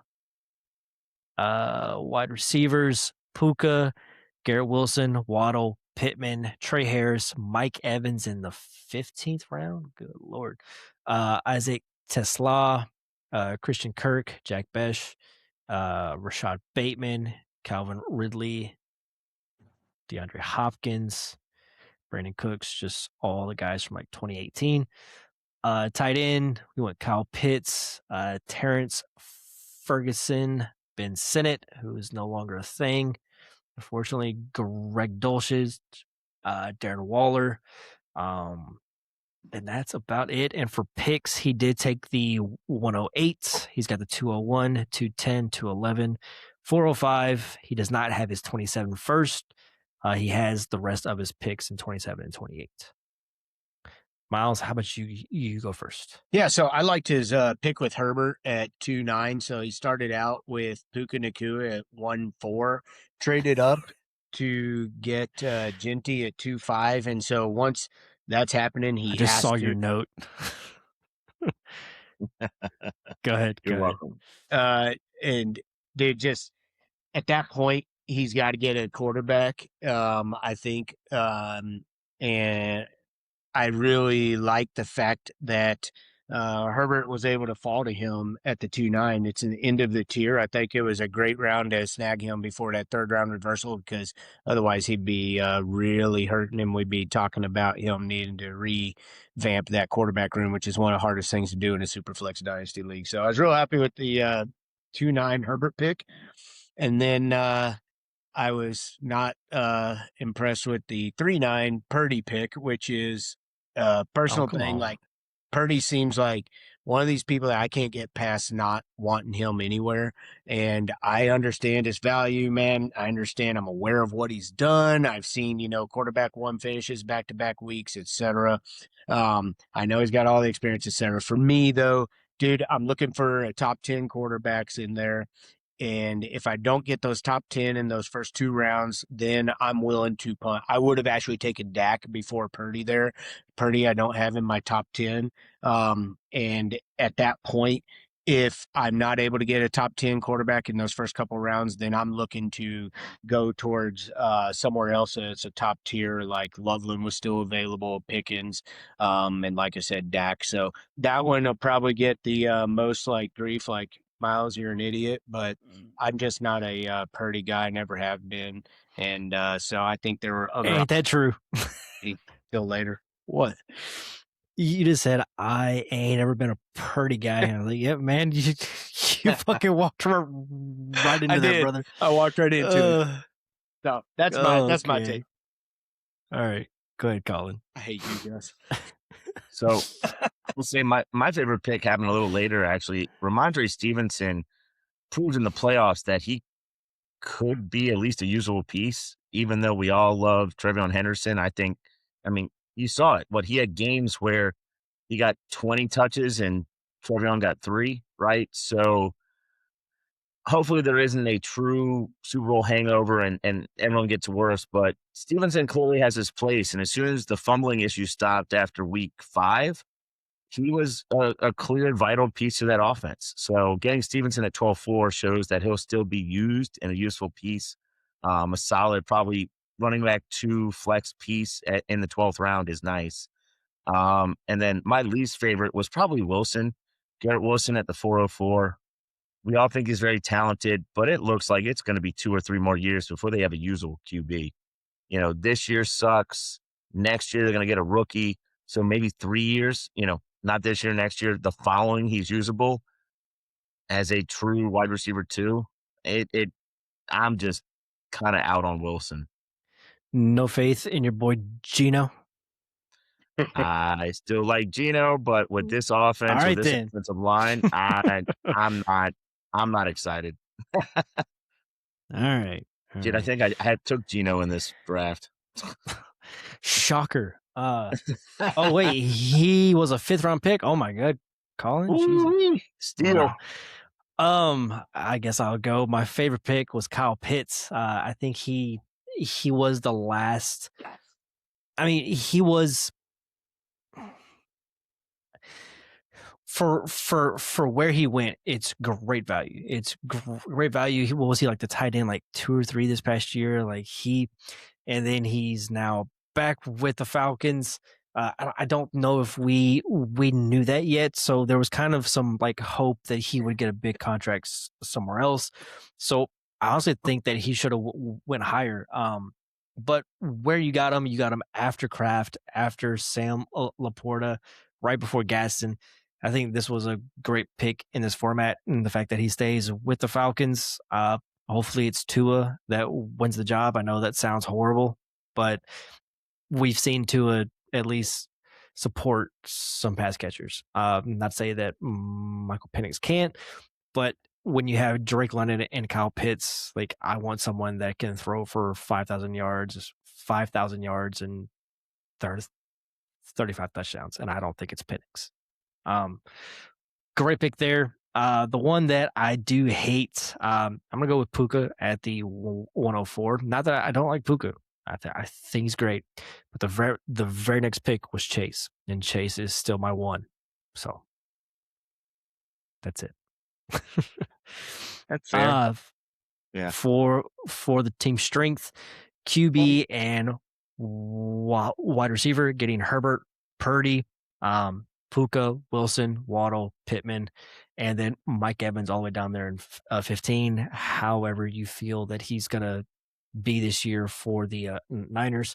Obviously, at the time of this draft, he was still a Buccaneer, and everyone thought that he was going to either stay there or he was going to call it quits. But I honestly, I don't know how to feel about seeing Mike Evans in another jersey. Like, yes, it happens all the time in this league, but like to me, he's a first ballot guy, and to switch teams, like come on, like y'all couldn't just let him stay there. Yes, they have a bunch of other guys there now, but I any think he fucking wanted ways. to leave, is what I heard. That's I thought crazy. he was the one that made that choice. It's crazy. I Yeah, it tells guess you he what- saw it as the Bucks couldn't win. They maybe that's what it was. But Yeah. team Playing in the Saints weakness. division is very tough. Yeah. Team weakness. What did y'all have? Because I really just said overall depth. Like at tight end, you really only got one guy. You only have 2 QBs. Your wide receivers, you're maybe 3, 4 deep. Backs, like I'm not too thrilled about any of your backs outside of Genty. What did y'all have? I mean, obviously, Bashal Tootin is, RB1 or 2 for him. No, honestly, I don't think that he has real weaknesses or real strengths. It seems like just a mid-team overall to me. I would say this one's probably going to end up, maybe making towards the end of the playoffs, depending on how some of these guys turn out that have some question marks. So I don't think there's any real strengths or weaknesses. It's just an overall mid-team that could excel if everybody does, or could fail if everybody does, type of thing. Yeah, that exactly what Miles said. I think he's probably a little better than average, but part of that is because he traded away his first, which I don't like. Because I don't necessarily Didn't you do know. No, I traded 2 away. What I'm saying is I don't necessarily think he got the best value out of it, and then the picks from there doesn't have as much depth. The depth is at wide receiver. I mean, to me, and he only has 2 QBs, no real depth after that. So actually, he just got the Kansas City starter, so I guess that's something, right? But truly, I think he'll be fine. If Pitts is up where we think he is, that'll be vital. If Pitts goes back and has 1 good game and 3 bad games, and 1 good game and 3 bad games, I could see the team struggling because he's really his only tight end of note that'll be able to use right away. So, but I mean, let's be honest, Puka, Genty, Herbert, Purdy, it's a solid start. Yeah. Win now. That's what I had down. You trade your first away, you got to be win now, right? Yep. All right. Moving on. So this next guy, Shadow Hulk, I believe he's been in for probably about 2-3 years now. Going over his team, QB, he's got T-Law and Tyler Sucks, Mac Jones, Will Howard, Leonard, and McKee. Backs, he's got Cook, Chase Brown, Warren, Alvin Kamara, Pollard, Brian Robinson, Ray Davis, Keaton Mitchell. And that's about it. Wide receivers, Jamar Chase, Ladd, Terry, Adams, Parker, Chimere DK, Ayuk, that's never going to play in the NFL again, Vele, Naylor, and that's about it at wide receiver. Tight ends, he went George Kittle and Hunter Henry. And that's about it. So he's got 1 tight end to start the year. And as far as picks, he did get a 3rd and 4th in 2026. He has all of his 27 and 28 picks. He does have 2 extra seconds in 2027. Colin, favorite and a pick you hate. Sounds good. My favorite pick, just looking at it and the value on the board, is Ladd because Lad was going much earlier last year, and I think this is a nice time to buy in and assume he's going to take back over the lead. I think, Keenan Allen's done. So I think Ladd will have a nice role with the offensive line improving. I think that's the piece I'm excited about. Um, the pick I'm not excited about, and actually a lot of times I would be, is actually Kittle, just because this is what I would consider probably a win now team. Could rebuild, but a win now team with Kittle on it as your best tight end. And so when you plan after that, what do you have as your tight end starter right now? I don't think Kittle comes back week 6, 4, 6, 8, maybe. He's ahead of schedule, but he's also an older player. So it's him being your top tight end, and you took an 11.6. I just would have liked either grabbing one earlier and then grabbing Kittle, or grabbing a guy that's probably going to be started right away. Like, would you rather have Barner or Kittle? And Barner went like maybe 5 picks after. Yeah, I'm taking Barner in this situation because I feel he's he's going to play week 1. Yeah, I would have taken Likely instead of Kittle again, not even knowing where Likely was going to go, if he was going to be any good. And yeah, or hell, even Hawkinson, not knowing who the quarterback was going to be at that time. But yeah, Kittle, I'm a huge Kittle fan, Iowa guy, yada, yada. But dude, he's just always broken. When he does get healthy, he comes back hard and breaks again.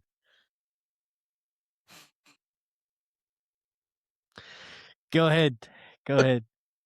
You got laughing gas going on? All right. Dude, for me, I liked his this is before things have changed a bit with Mac Jones not moving, but I liked at the time of the draft Mac Jones at the 15.8. He was my number 2 behind Malik Willis, which I hate where he is now, but he was my number 2 free agent quarterback that was young and backup that I thought was going to get a chance this year. Sounds like they're asking too much and not planning on moving him, so he's probably going to stay there, and Purdy will get hurt and he'll rock it again. So either way, man, I was a fan of the 15.8 Mac Jones pick. And then my least favorite, Gus, I had the same point as you. I was looking around and this was the dude. I was like, man, I'm not going to pick somebody else just because Gus picked this dude, but I'll toss it to you to talk about your least favorite because I agree. All right. Oh, I picked Tyler Shuck, and not because I don't think he did well last year. I don't think that, he did better than what everyone thought he was going to do. Everyone thought, oh, this is a waste of a fucking pick. Why the fuck are you going to waste a second round pick on this guy? And he looks like he could be the future. And the issue is it's a could.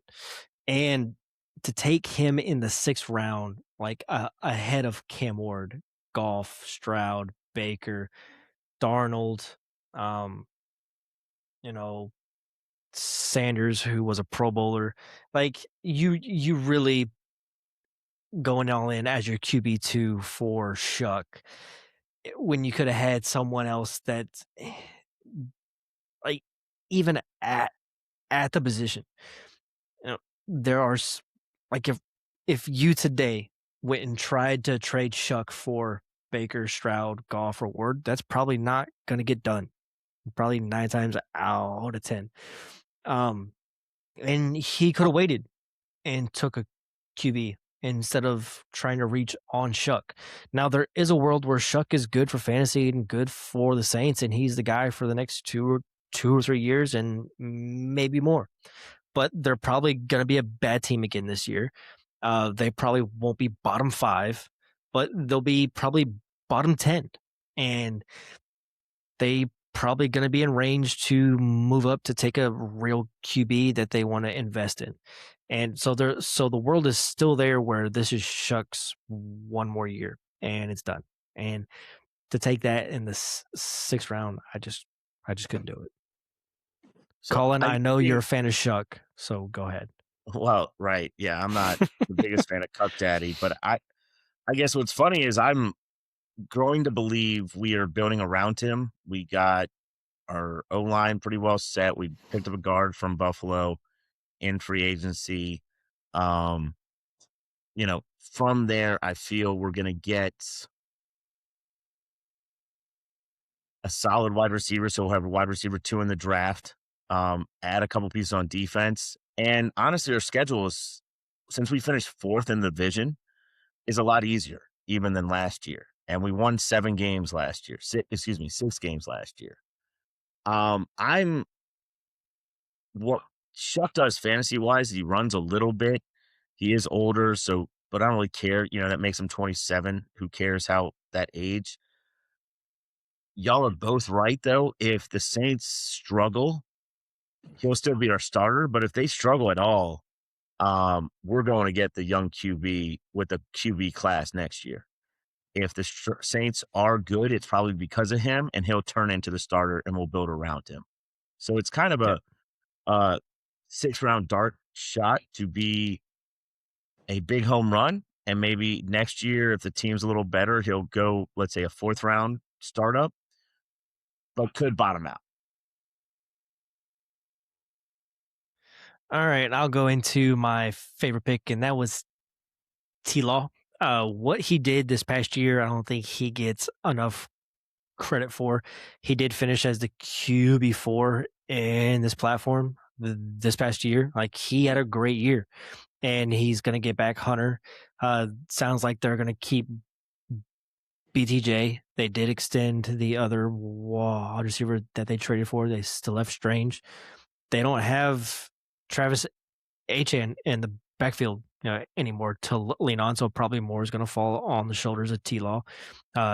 However you feel about Tootin, if he can step into that role and be the same as Travis. But to me, to get him right in front of Purdy and Dak, who don't really run, and T-Law can run, it's kind of like the last of a mobile QB.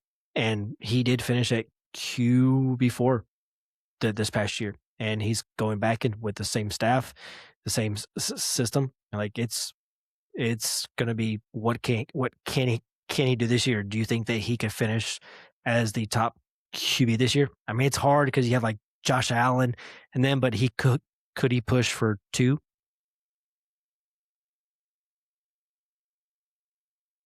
We'll see. Team strengths, I wrote down studs like Chase, Cook, Trevor Lawrence, Kittle, if you still want to call him a stud when he's on the field. And weakness I put down as tight end, because really you only have Hunter and Henry. There's no guarantee with Kittle to start the year. Well, what did y'all have down? Yeah, to me, the strengths of his team actually I thought was kind of balanced all over, except tight end. I guess, and looking at it, it's a win now team. I know I misspoke earlier, but take McLaurin, Devontae Adams, Warren, where you took them, and Shuck is really only guaranteed to start this year. You kind of playing for the now. And that team could work. Is Adams still is Studley? Is T-Mac, they're talking about getting tons of targets. So maybe it'll work out. It's just there could be a big fall from grace if some of these older guys don't pan out. Yeah, and he does have 3 seconds next year, and he's got all of his picks, so it's not going to be too bad for him. Yeah. Yeah, I don't really have much to add. I'm looking at it, and like the receiver core is older, proven, but also had some hesitation here and there with them. Ladd at the beginning of the season, Terry, Parker Washington with Lawrence. That's a good one, but I don't know. I see this as a mid team, especially in the +1 TEP, probably slightly below average in my opinion. Yeah, it's very hard in a start 10, 12 team league to be solid everywhere. Like you are going to have a hole somewhere. Where do you want that hole to be? Do you want to be a tight end, QB, like what? So it's all these teams really like, okay, do you not have any picks in the future? Like, are you short at QB? Like you have to pick where you want to have your strengths and build off of. So, once you get down to like a 10-man league or you start like 8, like then everyone can be, better. But it's tough in these leagues and it stretches them out. And I think that's a good thing. Yeah. All right, let's move on to our next guy. We are halfway through after this. I don't know how to pronounce his name. If y'all want to take a stab at it, I think it's Tausch, whatever it is. Whatever it is. Taushi. Oh. I don't see a brain I on or a Brad. Y. There's an IH that, at the very baby. end. Any fucking way. He has no picks in 2026, has all of his picks in 27 and 28. QBs, he has Jackson Dart, A-Rich, Winston, Flacco, Bagent, Dalton, Howell, and Drew Brees for some reason. Backs, he went Bijan, Javante, Derrick Henry, Brooks, Rodriguez, who we talked about, and that's about it. Wide receivers, he went heavy at the start with Olave, JMO, BTJ, Higgins. He did get Dobbs in the 13th. A.D. Mitchell, Noel for the Texans, and Tyler Lockett for some reason. I think he might have just checked out the last 2 rounds of the draft. Tight ends, Jawan Johnson, Michael Mayer, Eric All, and Noah Fant. This was a weird draft for me. I don't know what he was doing, but go ahead, someone. Yeah, Favorite it seems and- like after the round 24, Taj Brooks, it's like everything was auto draft from there. So the thing I liked most was his Javante pick at 7-7. I'm a fan of Javante Williams. I was when he was in Denver, and he got hurt. I completely missed some guys. I am so sorry. He does have Kyler as well. He has Sutton. I was gonna point he that has Caleb Johnson and Theo Johnson. I just completely missed those guys off to the side. Yeah, Anyway, Kyler in the go 8th ahead. round worked out all right for him now. But dude, Javante Williams, I think that in the 7-7 was good. Mainly, first off, great running back. I think that's the right place that he fits. And then, like you already talked about, right after him was Travis Etienne, and then it was just a cliff after that. So being able to get his second running back, especially he's also got Derrick Henry on the turning around to the 8th round. So he's got 2 young studs and Derrick Henry, so I think he'll be able to work through in that. So I like that pick. Little weak on the quarterback, just piecemealing it together. It does help that Kyler is signing with the Vikings and looks to be the starter there. The thing I didn't like about his draft was rounds 3 through 6.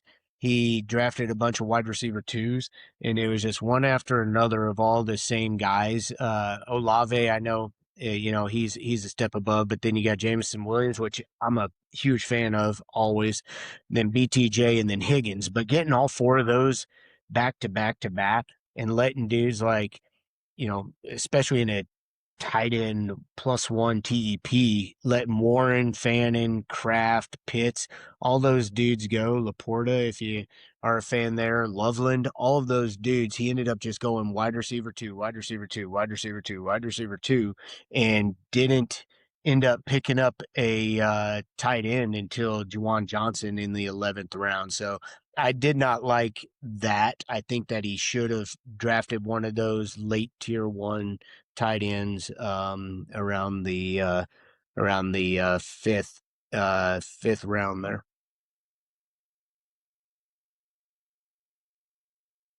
Yeah. So I'll jump in here. I'll say my favorite pick, and I keep seeing him go even later, is T. Higgins at the 6-6. I can't stop. I still love the dude. I still, with injuries, whatever, just the idea that he could be a 1,200-yard, 10-touchdown receiver is still in my head, and it can be true, especially on a per-game basis.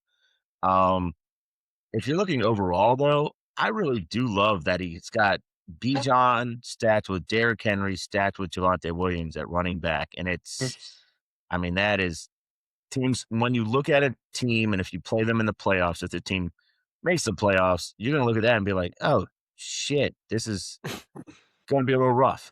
I got to get past that and then, other players and just hope I dominate at tight end. So my pick I hated most was Juwan Johnson. Just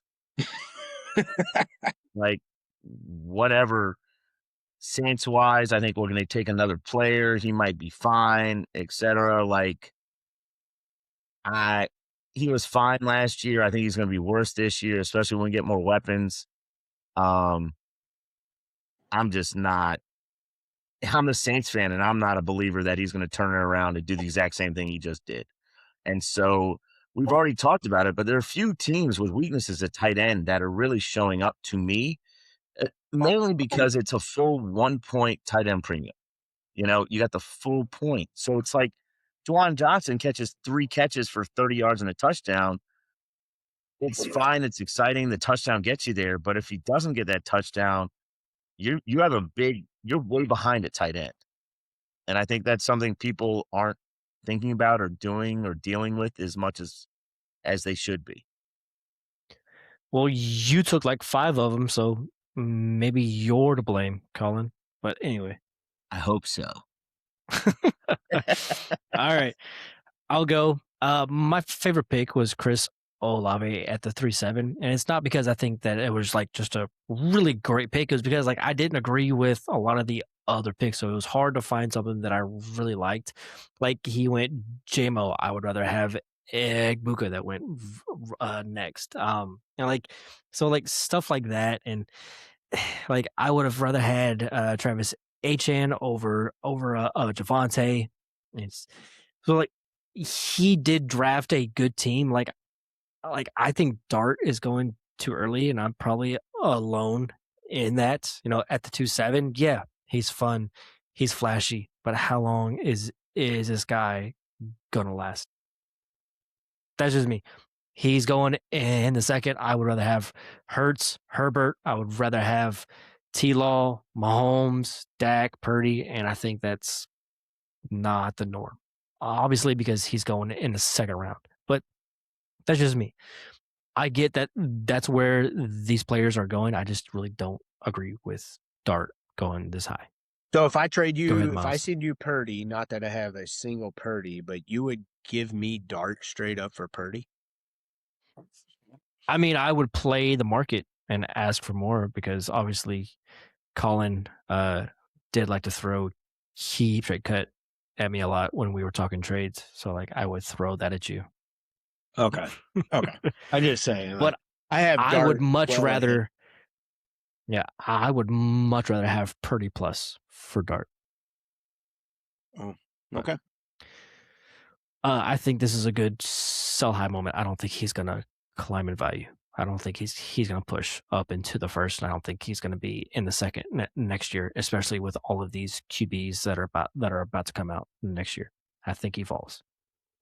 But anywho, whether I agree or go not, I like the hot take that you're putting there, Gus, that you just think Dart falls off, which, I mean, if you ask me, I would add a second and a third or 2 seconds to Purdy to get Dart. So the other way would work. I think I have a couple places where I've Dart, and I'm now trying to see that, okay, I should probably trade Dart. Yeah. I think I've got him in like 21 or something like that, Miles. I think you're in there. I'm in that. I think I'm in that. Oh shit! Hold on. Colin, pay attention to the recording. I got something. Yeah, Miles, focus. I just want to see. I will not have a him. bidding war with Colin. We can do this live. It's fine. I do not. I have him in Drake May. Hey, I'll give you Purdy in 2 seconds for Drake. Nah. So I have him in 18. Let's see. And then I think Am that's I the at only dad 18? leagues. I'm not. I have him at 18, which is a high roller. Colin, you are in there. Colin, you All have right. and you have Purdy. Put your money where your mouth is. Let's see it. You've got the 111. I do Purdy in the 111. I'll take your first next year. You'll probably No. win I the said championship. second and third. So if you're trying to jump up that much, the answer is no. But We'll if you want, we'll talk. We'll talk later. we'll talk. It's All fine. right, hit me up because if you want the 111 and you send something laid back, I think we could probably get a deal done. Sweet. All Don't be scared. Anyway. Just send him your late second or late. send him We your have third. 6 more teams to talk about, Miles. Trash And pick. we're at 2 hours. All right, let's go. Miles, I appreciate Calm it. All right. So I didn't talk about the pick I hate. I picked JMO just because of what I've already said. The very next pick was Egbuka, and I would rather have him over JMO. So pretty cut and dry there. Team strength, I just put youth because I don't think he's got anyone that's super old outside of like Sutton and Derrick Henry. Everyone else is pretty young, and he's got picks for 2027 and 2028. So he's going to be set for a few years if things don't go crazy for him. I put this down as a win now, and his team weakness, obviously, I think we can all agree is tight end. He has Jawan and Theo Johnson at tight end. So, all right. Let's move on to our next team. This is Bebe Alex. He's been here since the very beginning. Him and Finns have been here since the very beginning. They were here when we weren't dads. It was another deal that we won't talk about, and they came over as well. So Bebe Alex, he's in quite a few leagues. He's probably top 10 in leagues. So he's into startups. He's into these leagues. Getting into his roster, QB Mahomes, already horrible start to his draft. And he did take JJ McCarthy, so obviously he's already wasted 2 picks. No, I'm just kidding. So he has Mahomes, Cam Ward, JJ McCarthy, Russell Wilson, and Stidham. Facts, he went Gibbs in the first round. He did take Charbonnet, Isaiah Pacheco, Kyle Monangai, Brashad Smith, Michael Carter. Wide receivers, he went St. Brown, Marv Burden, Michael Wilson, Xavier Worthy, Reed, Io Manor, Keon Coleman. That's about it. Wide receivers, tight ends. He went Warren, Hawkinson, Helm. I really like that pick. Did I put it down as my favorite? I just saw that No. too. I like that also. Who? The Gunnar Helm at 16-7. That's a great pick. Great Yeah, pick. y'all can't talk about that one. I put down Mahomes as my favorite pick. Or somebody put that in for me, but I'll just go with it. It's fine. Yeah, why don't you go ahead and talk first about your favorite pick, Gus? We'll give you 20 minutes. Anyway, Kate Otten, Evan Ingram, and Luke Musgrave. And then for picks, he has 3/4 this year. He doesn't have his second in 27, but he has all other picks in 27 and 28. I guess I'll go first. I'll go with my favorite pick that someone put in here. I put in, well, I didn't put it in. It was someone else. Mahomes. Now to be clear, I did call this last year saying that he would drop down in value, and here we are. Injury based. But this is now a value for Mahomes at 3.5. I think it is a value. I think once he comes back, he's going to jump back up into that second round. So he will gain value. I think it's a good pick, even if you aren't trying to win this year, because he's probably not going to play the full season, and he's going to gain value even though he's not going to play the full season. I mean, if you look at who went right after him, it was T-Law, Purdy, and Dak. I still think Mahomes should be going ahead of those guys, which he did. And then, before him, it was, Hurts and Herbert. I get both of those. I would probably put those two over him. So he went where I think he was supposed to, but he's going to gain in value this season. He'll be back up into the second. I fully believe that. Just trying to butter up whoever put Mahomes in there for me at 305. So it's whatever. Picks I hate. I went Gibbs and St. Brown. It's because they are on the same team, and those were your first two picks. Like you picked the back and wide receiver. Yes, they are great players, but that is not a stack. They are not going to score points off each other unless St. Brown throws a touchdown to Gibbs, which might happen once. Yes, they are good players on a good team, but when you are going to nuke at least 1 week on a bye week, and if something goes wrong with the Lions, say Goff is down, well, now you just took a hit to Gibbs and St. Brown, and your first two picks I don't think should be the same team unless it's a QB and their top pass catcher. That's just me. Yeah, man, I agree with you. I have the same for Amon-Ra St. Brown at the 2.6, exactly where he should be drafted, mid-second round, in my opinion, but not to the dude who picked Gibbs. So I have nothing to add. I would have taken Lamb. Great players. Instead. Yeah, absolutely. You're putting your eggs all in not for basket. that build. And then my favorite player was Warren at the 4.8.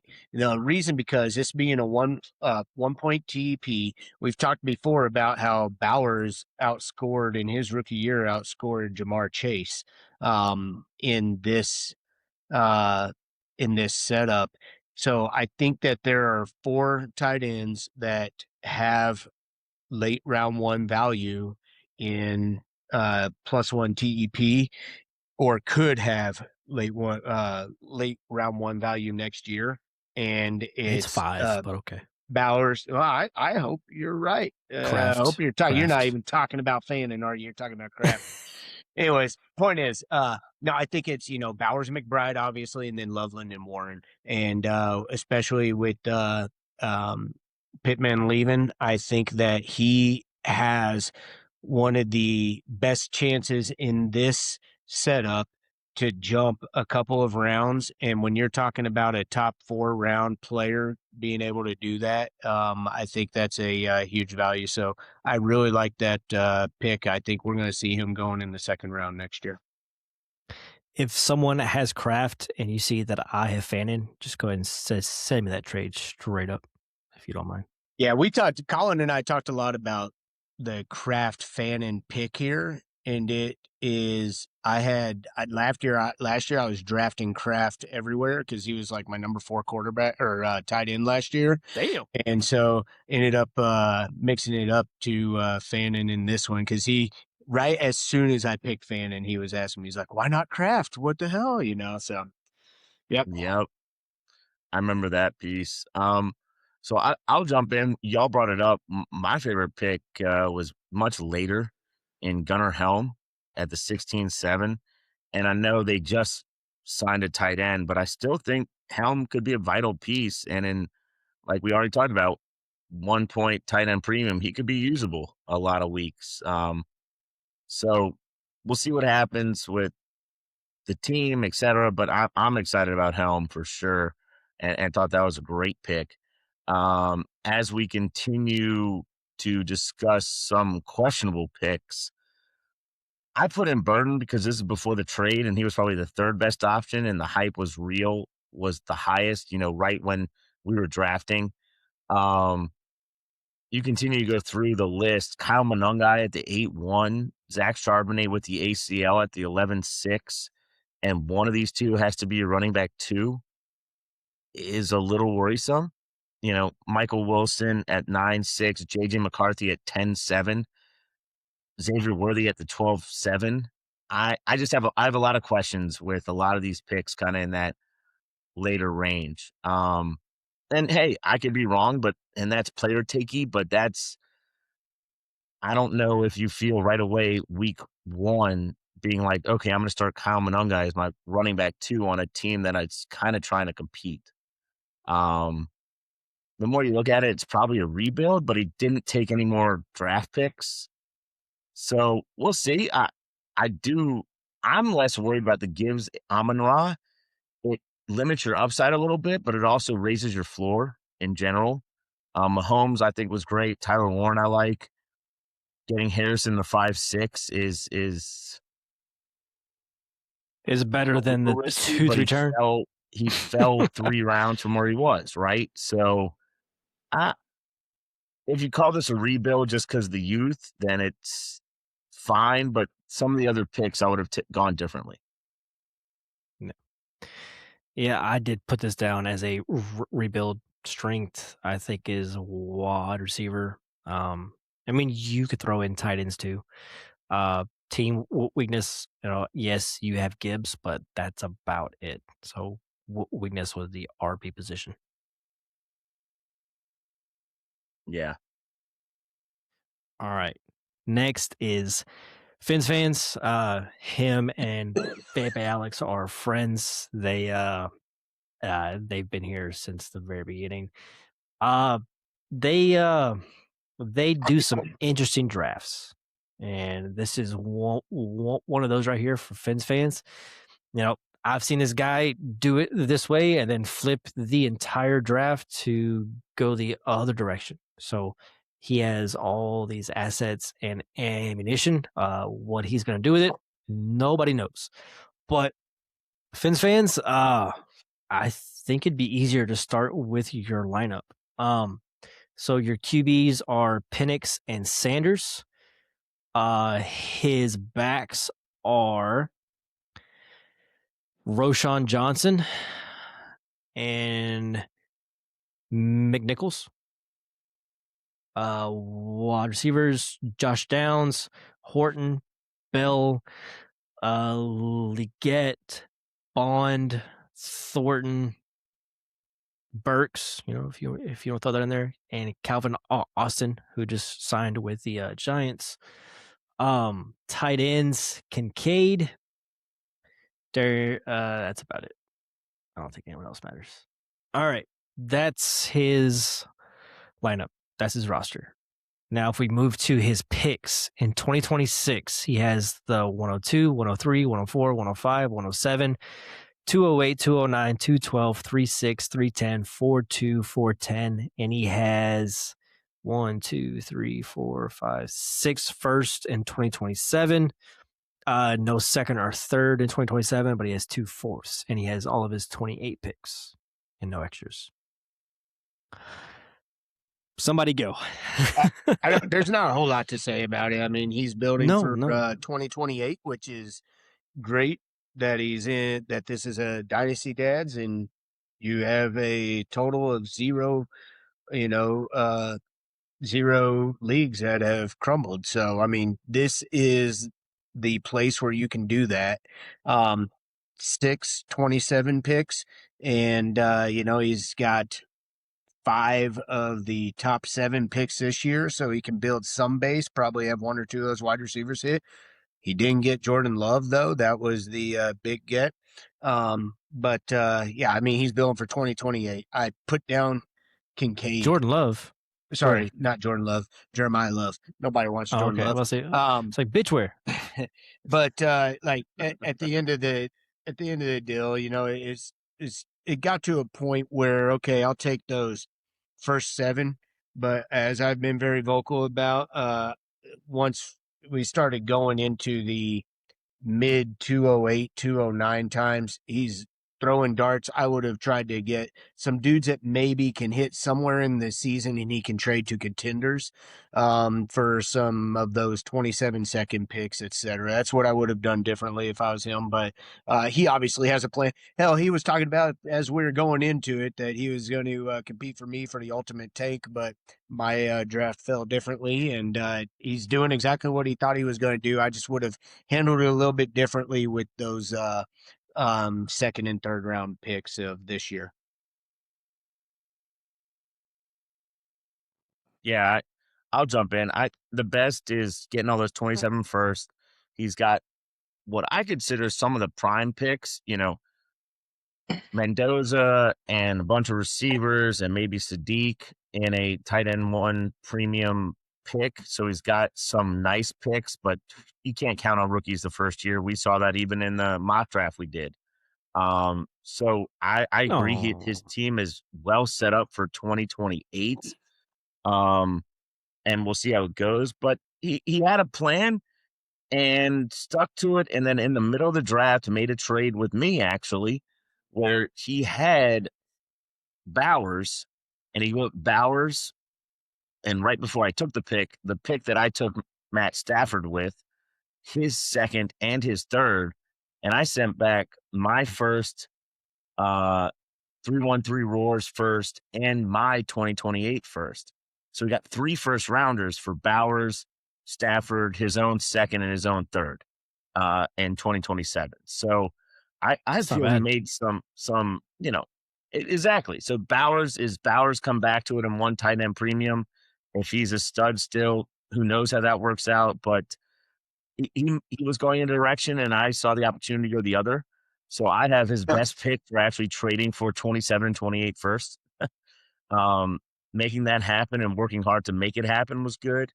The picks I hate were just, this probably isn't the best draft to go after all those rookie picks.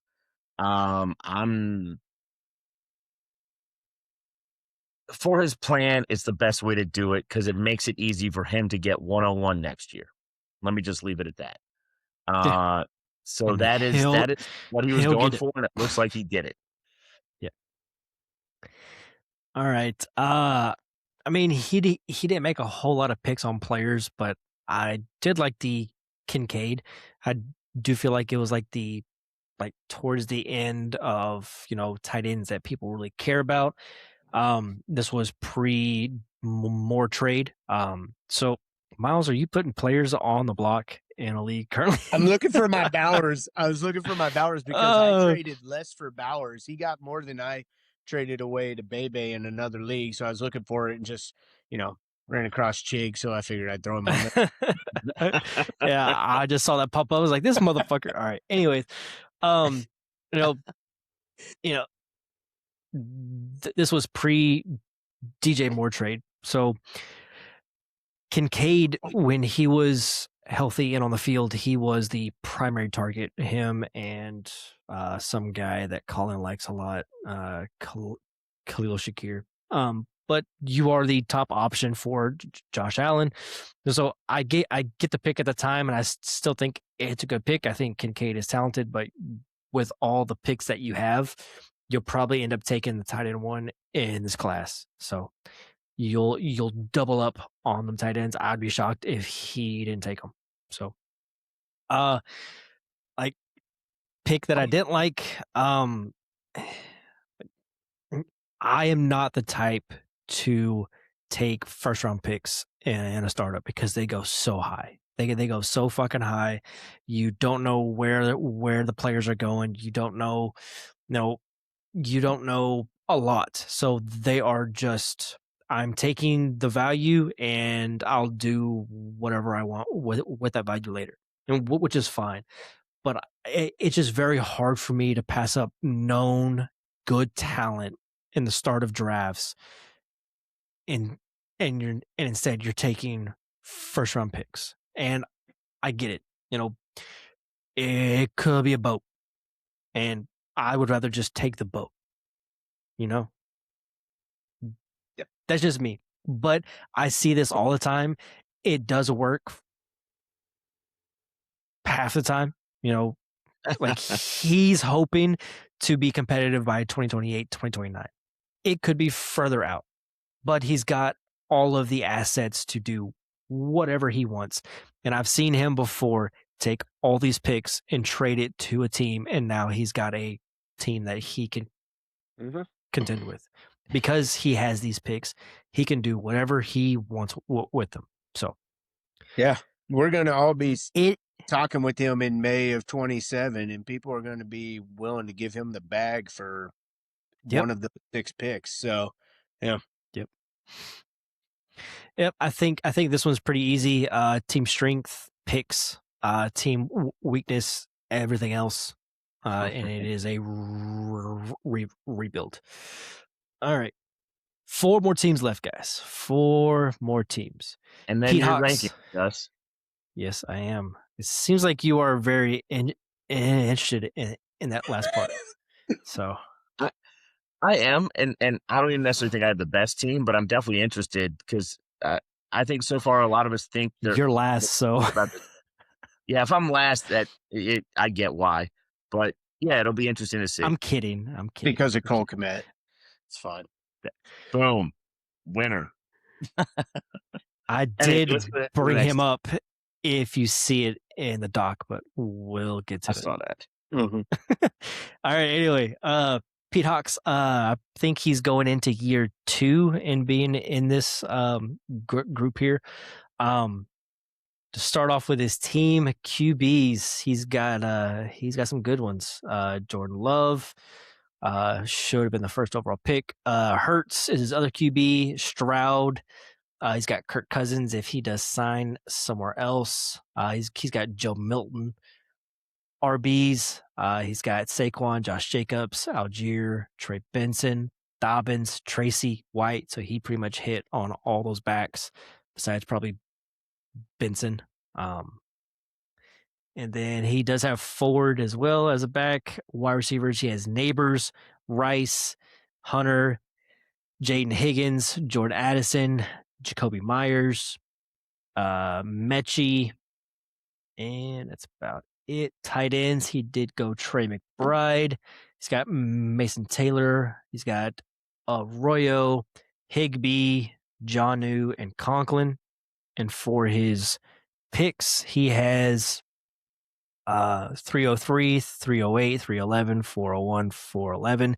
Does not have his 27 first or fourth, but he has all of his 28 picks. Somebody go. So my favorite pick of his was Algier at 11-12, and that was before any movement. I think he is going to lead the Cardinals backfield now, obviously, as Trey Benson there right in the pick after that. But I would had, as I'm sure many of us did, Tyler Algier, trying to get him in the later round there. And, I think it's a great pick at an 11th round, at the end of the 11th round, an 11-12 turn. So I think he's going to now be the leading running back for the Cards. Would love to hear if you guys think otherwise on that. You think I know we have Connor there still, but dude's old, always broke. He had not this past year, but the year prior, he had his one season where he was healthy. But imagine they take Love. That would be not funny at all. Yeah. Nah. Like there are so many landmines in the top 10 for Love, and he's just fucking scary. So that's why I'm selling him to Colin. So dude, I think Colin's buying him like gold, man. And then he's gonna land on the Titans, and Colin's gonna be upset about it. No, I'm buying him at these rates, assuming and hoping he ends up on the Titans. Jesus. I think I've got one more to sell you if you want. I'm right here, baby. I'm right here. So Algier at the 11-12 is my favorite. My least favorite was, and sorry, Gus, this is one of those that I didn't look at the notes before I picked this, and then when I looked at the notes, I'm like, well, whatever, Gus picked this. I don't care. It stands out to me. Was Rashee Rice at the 502. There's just way too many question marks for him at that, and that's coming from a Chiefs fan. dudes I would have taken What? that went after him. Yeah, newsflash, I'm a Chiefs fan. Tucker Kraft, Lad McConkey. Hell yeah. I would have taken Marv Harrison. I would take Zay Flowers. I would probably take T. Higgins. I would take Burden. Like all these dudes I would take before Rashee Rice right now. And yes, I skipped over Jordan Love, but that was I thought that was a reach. Well, it's because he also took Love, so he didn't have, did to he skip take him. So yeah, that's right. Yeah. He did take Love. Anyways, I would definitely take Love over Rice. yeah, I think Rice is a reach at the 5th round. And it's not because of talent. We all know that. It's because he can't stop being a criminal. And every turn of the tape, man, every time I turn on something sports related, Rashee Rice is back in the news for hitting someone, driving, crashing into someone, having a weapon on him or something like that. And I can't take it anymore. So over to you guys. Yeah, I'll jump in here. My favorite was actually a little later, Jacoby Myers. I just think getting signed, getting the deal, I know he's older, I think is a great value, which in turn, staying on the same team, and I've said this to all of y'all before, I am not a Travis Hunter guy. The fact that he took him in the early 9th, he took a cornerback in the early 9th, I'm all out. And In I think front of Watson. Like, what the fuck, man? well, that's that, front of Watson, front of Michael Wilson, if you want to do it, Ricky Oh. Pearsall. Like, there's a lot of people he could have taken, and to me, he's just not. They're using him at cornerback this year, and a gadget player on offense. So that's Hunter's the guy I'm out on every draft. Will probably be the guy I say, hey, he's not worth it. But Myers is, I guess, the counter to it on the same team of, hey, that was a good pick to balance it out. There are a couple other later round picks that I keep looking at that I'm like, ooh, I like Tyrone Tracy in the 16th, Rashad White in the 17th, Elijah Arroyo in the 18th, Kirk Cousins in the 20th, because I think he'll sign somewhere. Jerome Ford, we just brought him up in the 30th. There's a few guys I'm liking kind of that he took late that could have some fantasy value throughout the year. Hey, so Colin, looking at this draft, where would you take Hunter? Because to me, I would start dropping him in around the 11. I'd take him ahead of Juwan Johnson. I'd take him probably around the late 11th because of he is an easy plug and play when we do have injuries to Parker Washington. Something happens prior to the trade deadline with BTJ, etc. Where would you finally say, okay, I'm going to draft him here? To me, it looks like the late 11th based on how this draft went. I'm looking at the draft somewhere around the 19th round. 13th? Oh, There we go. wow. Okay. Would you rather have like dudes Matthew like Golden or Hunter? Coleman and Jalen Noel? Like You take all. I'd rather have Shaheed, Tonjes, Shaheed, Okonkwo, and Freiermuth. I'd rather have over him. Do you have him anywhere in any of your leagues? 0 shares. Damn it. Okay. Yeah, I if feel I the had same him, about he would be Rice. gone. So It's just I wasn't a believer last year, and a lot of people were fighting him or T-Mac in the first round, so I have a lot more T-Mac shares for the receiver spot. Same. Same. I just think that now is like 19th round. Like, holy Christ. To me, like looking out at the 140 spot or something like that, just because if he ever is a wide receiver, he's a phenomenal wide receiver. So then it comes down to, is there a path to him being a wide receiver? And for me, there is on that offense with injuries and et cetera. And again, I was just wondering what round would be where it's like, okay, fine, I'll draft him. You know how it is for me with CMC. Eventually hits like the 8th round. I'm like, twisted my arm. I'll finally take him. So, okay. Yeah, part of it for me, Miles, is I think this year's a cornerback. So if you really wanted to get in, it's after this year. That's and you see him play mainly cornerback, reps, stats, is a gadget guy that barely gets used on offense. Yeah. And if you truly are a believer in the talent, it's after this year. And nobody has him anywhere. Yeah. Okay. Yeah, you got it. all right. a lot of people that have Hunter are going to be trying to put up for a vote every year to add a IDP spot. So Yeah. I'm just waiting for it. I'm just waiting for it. All right. My favorite pick is Jordan Love at the 504. For pretty obvious reasons. shocker. He was a top 5 QB this past year on a per play basis. That last part is important. What's that stat? You get that? I mean, he was. I don't- Go fucking look it up. Go fucking look it God, up. Please. How can we take control of this, Miles, and just mute his ass? No, you can't. Unfortunately. I won't spend too much time on that because obviously that was a great pick. Everyone knows that. Pick I hated was Rice, and for all the reasons that Miles said. I mean, and also I just don't think he's a very good player either. I think he's a very good fit for what they want, and they use him to the fullest. If he went somewhere else, I don't think he would be near as productive. That's just me. But all right. Team strength. I put down stars. So like McBride, Neighbors, Hurts, Saquon, Josh Jacobs, Jordan Love. Like he got a lot of studs. Like he's pretty top heavy, but he's also got a lot of depth.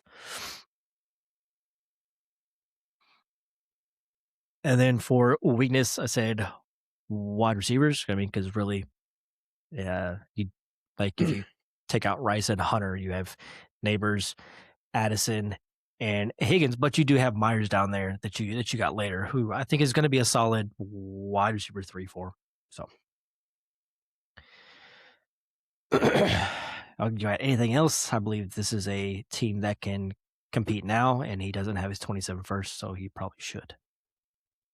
Yeah, I'm just All right. worried about his running back room. I mean, he's got Jacobs and Barkley, which I think Barkley will have a bounce back year. Jacobs is more on the downhill, and then Algier, Dobbins, Tracy, White, like all of those guys are Algier. Sorry, I touches forgot this he year. had Algier, but yeah, Dobbins, Tracy, and White at best are splitting. Tracy's number 2, Dobbins is number 2, White, I believe, is a number 2. So they're again, but like you said earlier, though, there's holes in every team. But I think that wide receiver and running back are weak on his side. But dude, I love that, man. I love any league where I can get a McBride and Neighbors up at the top and then still pick up a top 10 quarterback. I love that. So, all right, Colin, you're up. You want me to talk about my team or trades, or you want to bring it up, or how do you want to handle this shit show? I mean, I guess we can go. I mean, if you just want to take over your team and talk about your team, it's completely up to you. It's your team. I'll go into it. When I found out I had a later pick, I like going and making trades for future picks and still trying to build a somewhat competitive team that's younger. And so I did that from the start. And one thing I was noticing in a lot of other startups and values and picks were quarterbacks were falling. And so from there, my goal was kind of just wait it out and see what QBs could fall to me later in the draft. And if I can get a future 27 first or second, et cetera. And so right off the bat, I was able to trade my 110 pick for the 211 and a future first and second. And so I made that deal. And then, as we've already discussed, a lot of QBs went around the turn.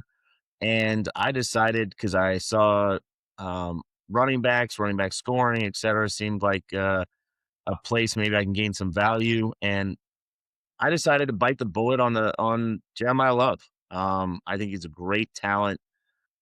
Has everything you're looking for in a stud running back. Will get draft capital early, even if it's on a bad team. But I still think it's going to be a better team than the one Genty went to. So that is something that I think is a big value spike for him. So that's why I have Love over Genty. And so I took Love as my first pick. And then as you keep going, In the draft, I had the 211. The guy right behind me wanted to move up, so gave me his future 27th third, I believe, to move up one pick, where I had a couple guys I liked. He took CeeDee Lamb, who was probably my top choice, but my next choice is the running back I took after that, which was Devon Achane. I know he has a lot more question marks. I just still think he's a special talent and can score from anywhere on the field, will catch passes, etc. And then a couple picks later, because it's third round reversal, one of the guys I was also looking at that pick actually fell to me, and that was Drake London, because I was hoping to get a receiver at that spot, and London I think was clearly the best value at that position. So I'm excited of having what's going to be Jeremiah Love, Achane, and London. And one thing I kept seeing in startups and what looked like is I can get some quarterback value later on, because I'm usually one of the guys just like you, Miles, that always jumps in and got to get a QB, if not two, in the first 2-3 rounds. And part of the fun is seeing what can turn out, but also trying to play the market a little bit. And so that's what I did. You keep going through the draft. I ended up getting Breece Hall in the 4th. This was before he got tagged. I was hoping he'd be a free agent and go somewhere. Dream scenario would have been the Chiefs, but who knows where he could have gone. And then on around the turn, getting my first tight end was Tucker Kraft at the 5-3, which I felt great about, because I think he's probably the first option with Gus, your team. So made me excited. I saw the quarterbacks on the board. I felt they'd still fall. A lot of the ones I wanted actually kept falling. So I was able to get Mayfield at the 6-10 and then Goff at the 7-3. All things being created, I was hoping Stroud would fall to me at the 7-3, just being honest, and I would have taken Mayfield and Stroud so I could have a younger, youthful QB room. But still took what I thought the value was of the QB at the time. So in the end, my QBs are Mayfield, Goff, Stafford, Brissett, Geno Smith. My running backs are going to be Jeremiah Love, Achane, Breece Hall, and so hoping those three carry me, right? I have Braylon Allen, Devin Neal is depth, Jordan James, and then holy shit, I took a bunch of backups between picks 27 and 34. Those rounds, I went Hunter, Shipley, Halani, who could be useful in Seattle, Malik Davis, Rashid Ali, Chris Brooks, Damian Pierce, Xavier Scott. And so I have tons of depth at running back, which I always like. And Light then all those picks on fire. I might have, but because of where they are, it is what it is. At receiver, I ended up with Drake London, Christian Watson, Khalil Shakir, Alec Pierce, Chris Godwin, because at this point, I'm going to talk about what I made a big deal, a big trade. Because I got that extra first and second, I ended up trading my first in 2027, my first in 2028, and the first I picked up from 313 Roars, and went and got Brock Bowers because of the tight end premium. I think he's such a stud young talent. I went and got him and the pick that I took Stafford with. And because he was already at this point, you could see planning for the future, I got his second and his third back. So I gave up 3 firsts for Bowers, which I'm hoping, of course, are at least mine are later for Bowers. Stafford, who will be useful at least this year, was the MVP, and what should be an early second and early third in 2027. So with that, because of the tight end premium, my team immediately took a bump up in quality, and it let me immediately kind of switch gears to who I was taking as players. And you'll see that quickly that after I made that deal, I went and got Mark Andrews as a 4th tight end, Chris Godwin as a usable good piece now at wide receiver, Brissett thinking of now, Tonjes at tight end, and then a good number of rookie picks still, even in this draft, to go along with it. So excited about my players. Looking back on it, I would say Tonjes is probably my favorite pick just because he's a very usable, good tight end, especially while Kittle's out. And we saw that they wanted to use Tonjes in a lot of spots on that offense. And then my least favorite one, maybe I shouldn't have been as confident that Hall would actually make it a free agency. So Breece Hall pick at 410 could come out to bite me in the ass, but he's still a young good talent. So maybe after this year, he'll be on a different team and that'll be usable. Miles, Yeah, do man. you wanna go? So overall, I like your team, Colin. The thing I like about it is, as discussed, I like to build with quarterbacks in those early rounds. But if I'm not building with quarterbacks in early rounds, I think the way you did it, where you're just piling, known quantities on, like Mayfield, Goff, Stafford, Brissett, and Geno Smith, your favorite. But, like two of those dudes are going to be playable all year long for you. Yeah, you're going to have to figure it out next year or 2 years from now, et cetera. But you have four starters there that are all going to, give you options that you're going to be able to work with. So if you're going to do that, I like the way you did it, where you build with them. You just start stacking those dudes up. And then outside of that, dude, you got the number one tight end. You've got a assumed probably, number four running back for me right now, 4 or 5, and then you have solid wide receivers, et cetera. I say the wide receivers are where you probably could use a little bit of work, and you have the ability to do that in the future. I know you're high on Shakir. I know, Gus, you're high on Watson. Both of those guys I've thought of a lot in the past. And, it seems like everybody around there is mid. Pierce, Godwin, who knows what's going to happen with him with injuries coming back, et cetera. But the point is, I think that the way you built with your quarterbacks delaying, I think that you built a great team here, going really strong with tight ends and running backs right now, where we are in a running back valuable NFL. Where I think that I would have strayed from what you were working on is when you, at the 1303, you took the kicker that became the 207 pick, while you still had some shots at wide receiver. Romeo Dobbs, which, obviously now traded. DJ Moore, I would have taken there. Jacoby Myers or even Coker, taking a shot on any of those guys prior to the 207. So I think that was the first time where I was like, okay, in your build here, I see what you're doing. You've got some late quarterbacks. You nailed it at tight end. I mean, you have two of the top 5 tight ends on my board right now. And you're just nailing it. Okay, cool. You hit some great quarterbacks.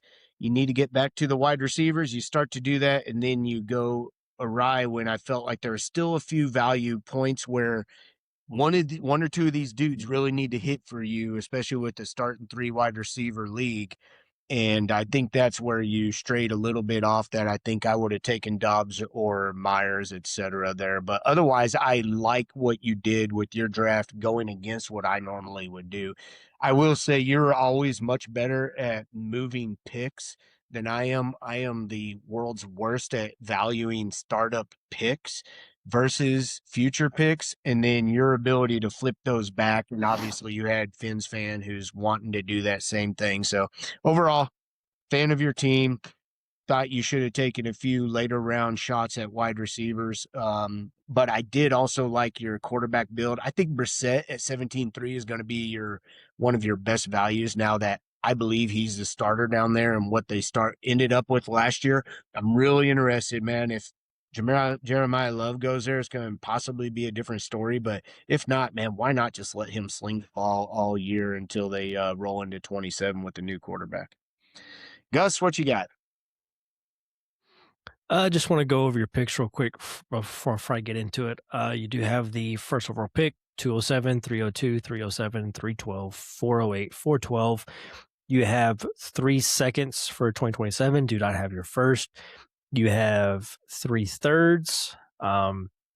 You have 2/4. And then in 28, you do not have your first.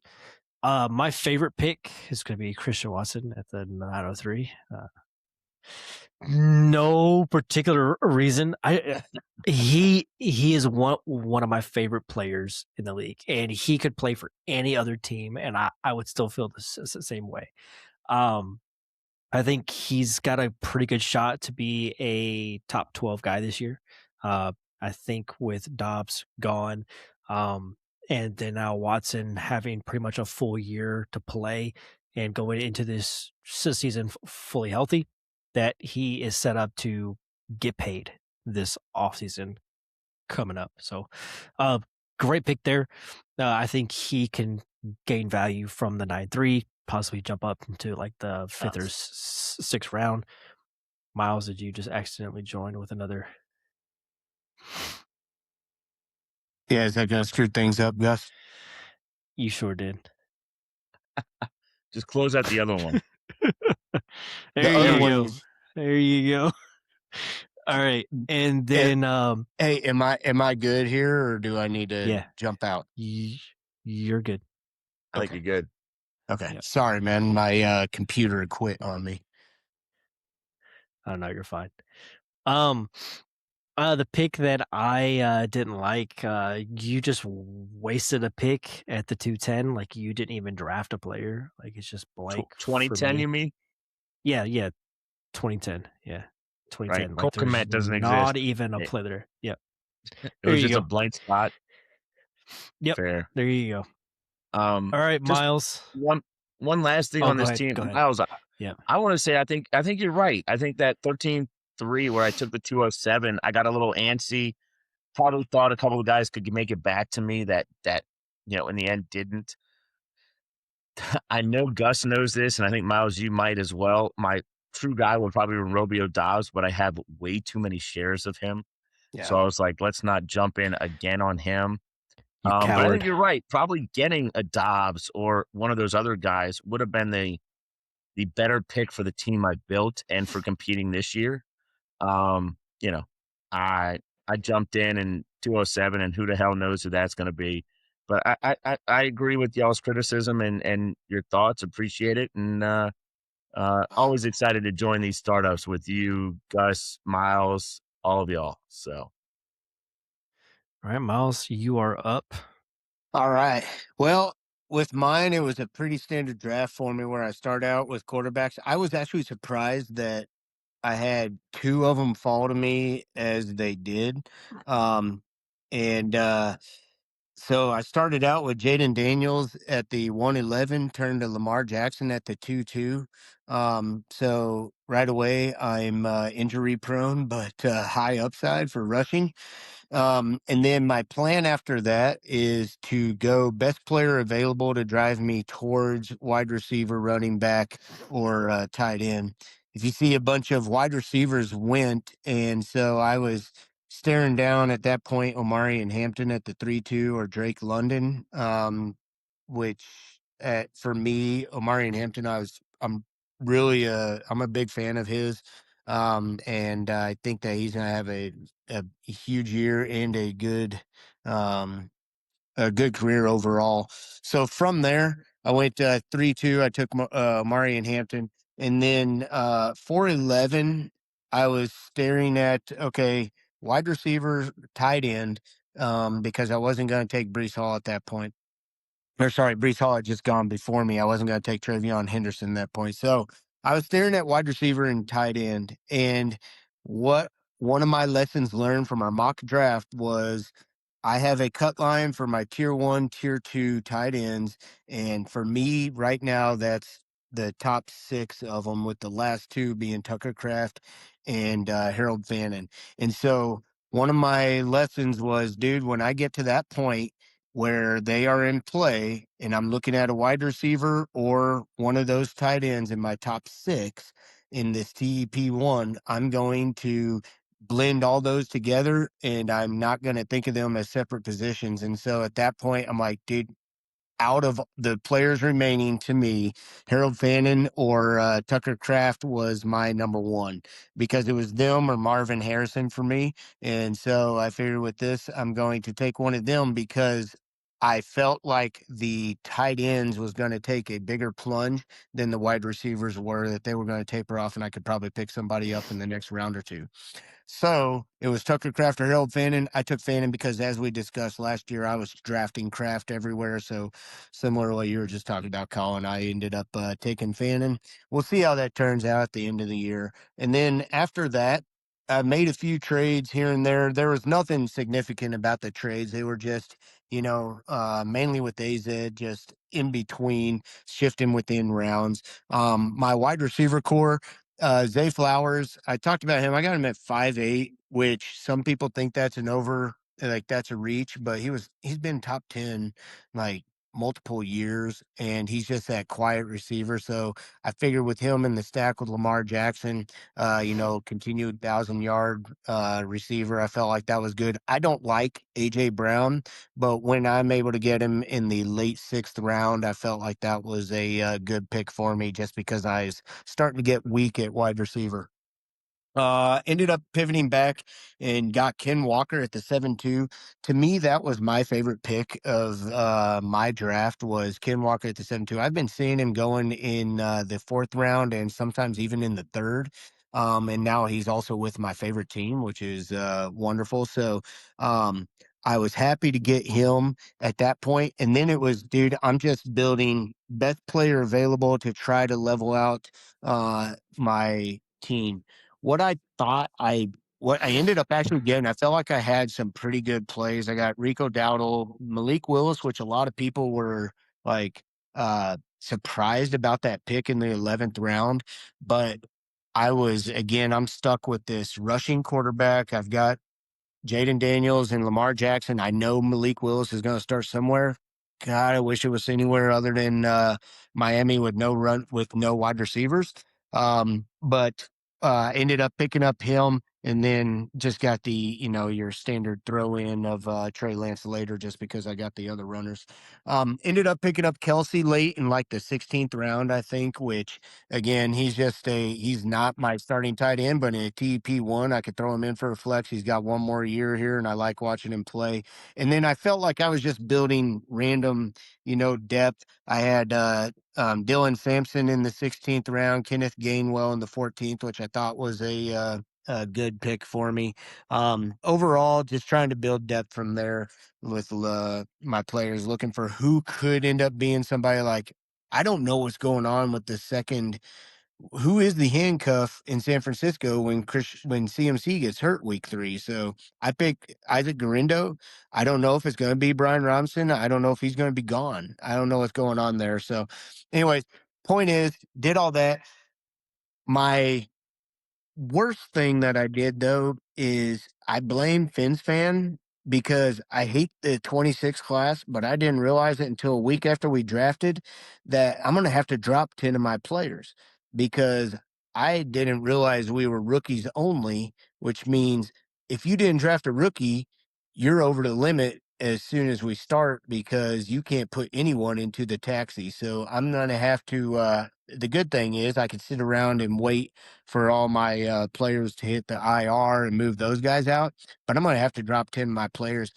It became a non-option for me, though, pretty quickly, because like we already talked about with you, Colin, when I was starting to like try to build, okay, where are we, a 207? No, man, right now I would trade a 207 for Dobbs, so I don't want that one, And then as I was going, I was like, dude, we're in the 3rd and 4th round. Like, I don't want any of these guys. I'd rather take some random dart throws on Isaac Garindo, hoping that maybe he ends up being CMC's handcuff, etc. So I'm hoping that doesn't come back to bite me, but I will not have a taxi squad until next year. So that was something to sort of keep in back of your mind for future drafts, that if it's rookie only, just be aware of it, because it's not that it really hurts me in my position. I'm just I wasn't aware of it until a week later. So And normally I do knock off the taxis, but this was the first startup of the offseason and I completely forgot. But it also plays into your advantage, because now you have the whole offseason to hold all of these players. And, guys may move, guys may get into position where they're going to have value this year, and you can keep them. And the guys that don't, you can just cut. So it's not that bad. Yeah. I'll go You want me- first. Okay. I'll go first. As far as your picks, you didn't grab any 26 picks. You do have an extra 3rd in 2027. You have all of your 27s and 28s. One of the very few people that do in the startup. Hey, Colin, by the way, you still have all of your kickers on your team. You can drop those at any point, bud. They're gonna Or still keep do him. better than That's fine. Miles's team. Damn. Okay. Miles, my favorite pick was Jaden at 111. This past offseason, he was the first overall pick in quite a few drafts. Missed pretty much the whole season due to injury. Hopefully, that's not going to be the issue every single year when he's on the field. He's going to be a top guy for fantasy. So to get him behind Burrow, to get him behind May, I think that was a pretty good pick. And the fact that there was only 5 QBs taken in the first round, I think it's pretty wild. You don't see that very often. My least favorite pick, Fannin at 411, is because I have Tucker ahead of Fannin. Yeah. That's the only reason. But other than that, I mean, this was a pretty good draft. I think you got a lot of value. You took a lot of the QBs that run. Like, you look at Jaden, Lamar, Willis. You even took Milrow. You took Deshaun Watson, Trey Lance. So a lot of guys that rush the ball, and that's a cheat code for fantasy. Although this is a 6-point passing, so they also have to throw it. But go ahead, Colin. Yeah, I'll jump in and just kind of quickly go over my favorite pick, which I had him in a lot of leagues, and he really helped me down the line. And a lot of people that had him got to use him. Was Kenneth Gainwell. And this is, I still think during this draft, the thinking was he'd go back to Pitt and Rodgers would be his quarterback, which means you're going to get 5 catches a game and who knows what else more. That didn't happen, but he still, ended up in a pretty good situation. So I'm not going to complain or hate on that. We didn't really touch on it either. I really like the Ricky Pearsall pick because this is before Mike Evans got there, but I still think it's good. And then I like Wan'Dale Robinson. I felt he did it twice in a row. He had over 140 targets. And this is before, I think people assumed he might go back to the Giants at this time, but he ended up in another good situation. I like A.J. Brown a lot at 6'9". It's just so late for a wide receiver 1 that in any week you could get, 100 yards and 2 touchdowns. So a lot of these later wide receivers and other players I liked a lot. Ken Walker, of course, we already discussed. I needed a quarterback. Otherwise, he would have gone at the 6'10", just being realistic about it. The pick I liked least was Quentin Johnson at the 8'11". I don't know if that was a mixed click or something, but that is not my guy with, and we already said it, Christian Watson, Jordan Addison, Michael Wilson, Ricky Pearsall, some of these other guys on the board. So other than that pick, I thought it was a really good, solid draft. You don't have extra capital, but you got draft capital. You don't have 2026 picks at all. So not having a taxi squad sucks. But if you play it right, I guess you can cut enough guys and add some off the waiver wire and then put them on your taxi squad. So we'll see how that goes. Yeah, Hey, I think I'm Colin, gonna with go ahead, Gus. AJ Brown. What did I say this past offseason about AJ Brown when he was going mid to late second? Do you recall? I do not. That he would fall a lot? I said that he is still a great player, but he will fall in drafts, and it has nothing to do with talent. It'll be purely because of age. And sure enough, at this point, he dropped to this 6'9", which he was still a great player. He still looks great. But once these guys get to 28, 29, 30, they start dropping in value just because of their age. So I really, want to start to look at that more with wide receivers and age, like Justin Jefferson. Eventually, he's going to be 28, 29, and he's not going to be up there in the second and third round. He's going to be dropping into the 5th, 6th, 7th. Like, if you look at Adams was great this year. He scored a lot of touchdowns, but he's fucking old as dirt. So he's way down there. But It happened. I Cooper just wanted Cup to 2 years throw that in ago there. went from Yeah. super high to just absolute nowhere, for not because of talent, not because of location, position, quarterback, anything like that. It's just they hit that age cliff and people don't want them on dynasty leagues. So trade him at 28 for maximum value. Yeah. 26 for running backs, 28 for wide receivers, right? Something like that. Maybe even 27 for receivers, but yeah. So what you're kind of saying is Amon-Ra is probably the perfect guy not to be taken because his value is going to fall. Yeah. How old is Amon-Ra? He's 26. So maybe next. No, I would say next offseason is when you could probably still get a haul for him, but then going forward, it's going to slowly start to fall. Start to fall.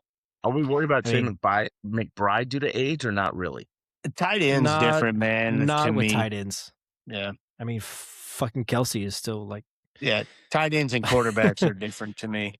yeah, Yeah, I mean Kelsey's 8 years older than Gus and he's still playing. like a Lamb and JJ are both 26. So is St. Brown. So like you'll get another full season, probably 2 full seasons, and then they're really going to start to fall.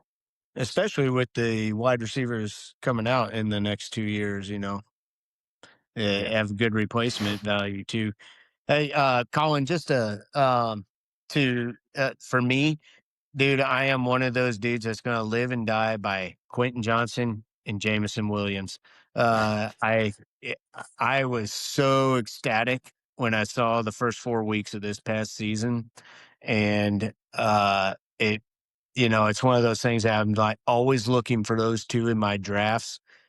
And I still have him over Christian Watson, which I know is blasphemy around 99% of fantasy drafters. But yeah, it's one of those, like when you have a dude, and he was like, dude, I drafted him everywhere at 1.08 years ago, and I can't get rid of him.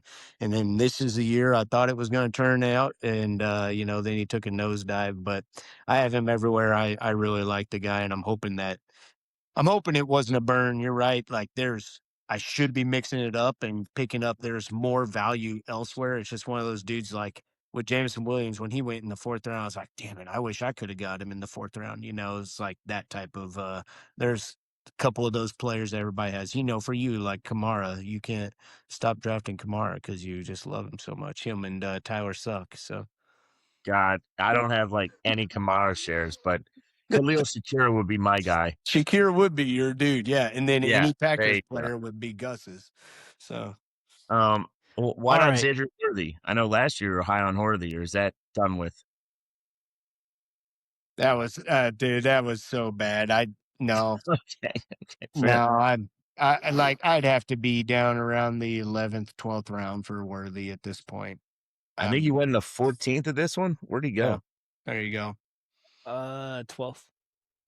There. 12th. Okay. Okay. So he's 12th going center. where I would probably draft him. But All right. Last team. This is a newer member. He took over a bunch of orphans this off season. And this was his first actual startup with us. He did not make any trades, no moves, straight down the board. And to be honest, it's something. I mean, this was a pretty interesting draft because of what he did and what he didn't do. But let's get into it. His picks that he took for 2026, he has the 106, 111, 112, 203, 204, 205, 206. He has all of his 27s, all of his 28s. QB, at the start of the draft, he went Caleb and Bo Nix at the 1-2 turn. His next QB was Tyrod Taylor and Joshua Dobbs at the very end of the draft. RBs, he went JT, Henderson, Bucky, Harvey. He went Joe Mixon, Ollie Gordon, Kareem Hunt. That's about it. Wide receivers, Jawan Jennings, Pat Bryant, Trey Tucker, Debo Samuel, Washington, from the Dolphins, Malik Washington, Xavier Hutchinson, Mac Hollins, Kendrick Bourne, Juju, Xavier Restrepo, tight ends, Chigakonkwo, Pat Fryermuth, Zach Ertz, and Dawson Knox. What really puzzled me about this is he didn't take any wide receivers really, but he took backs where if you take 4 backs at the start of the draft, like you're probably going to push to contend right now. And in a league where you have to start 3 wide receivers, he didn't take his first one to round 14. Like that, yes, he'll probably get a wide receiver with his 6th overall pick. Hopefully, one falls to him that he likes. But to go in with Jawan Jennings that doesn't have a team yet, Pat Bryant, who's now the 3rd or 4th wide receiver on his own team, Trey Tucker, okay, and then Debo doesn't have a team. It was just really strange because he started off the draft hot with the first 6 picks: Caleb, Nix, JT, Henderson, Bucky, Harvey. Like I get all those picks, but then this 7 through 13 to not take a pass catcher at all to pair with those first 6. It was just really just didn't make a whole lot of sense. I don't know what he's going to do with his picks that he took. But nope. He's got a pretty big hole to fill at the wide receiver position if he wants to compete this year. Yeah. So, Gus, I'll go like first off on the things I like about it. I'm a huge fan of Chigio Okonkwo in the 18-12. I think he's a great late round tight end. We already covered him earlier in the episode, so I'll leave it. But dude, to get him in the 18th round, what a great snag, man. But what I didn't like, first off, I didn't like Knicks at the 2-1. There, and it's just a personal thing. Again, I have Lamar, Herb, and Dart all ahead of him. So I would have taken any of them before Knicks. However, at the same time, dude, that's just me. You know, it's other people have Knicks ahead of him. And I'm in a couple of leagues outside of Dynasty Dads with Double Tap. But I will Unbelievable. tell you, you're right. I have leagues outside of this.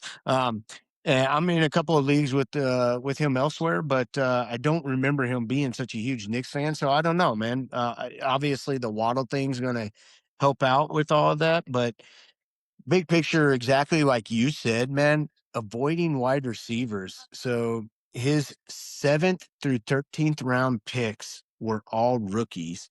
And I guess that first one, the 7-1, was a 106, which is probably going to be a wide receiver. And we've already covered, you know, my top 5, which, you know, that I would take there. But then starting at the 8-12, dude, now you're in the 2nd round. And so he took 6 second round draft picks It's this the year. it's the 111, 112, and then 203, 204, 205, 206. Okay, sorry, thanks. But outside of where I want anyone, and passing on all these players that we've been talking about are, you know, like QJ, Christian Watson, Khalil Shakir, Cortland Sutton, Jordan Addison, Michael Wilson, Devontae Adams, Ricky Pearsall, Wandell, Pittman, DK Metcalf.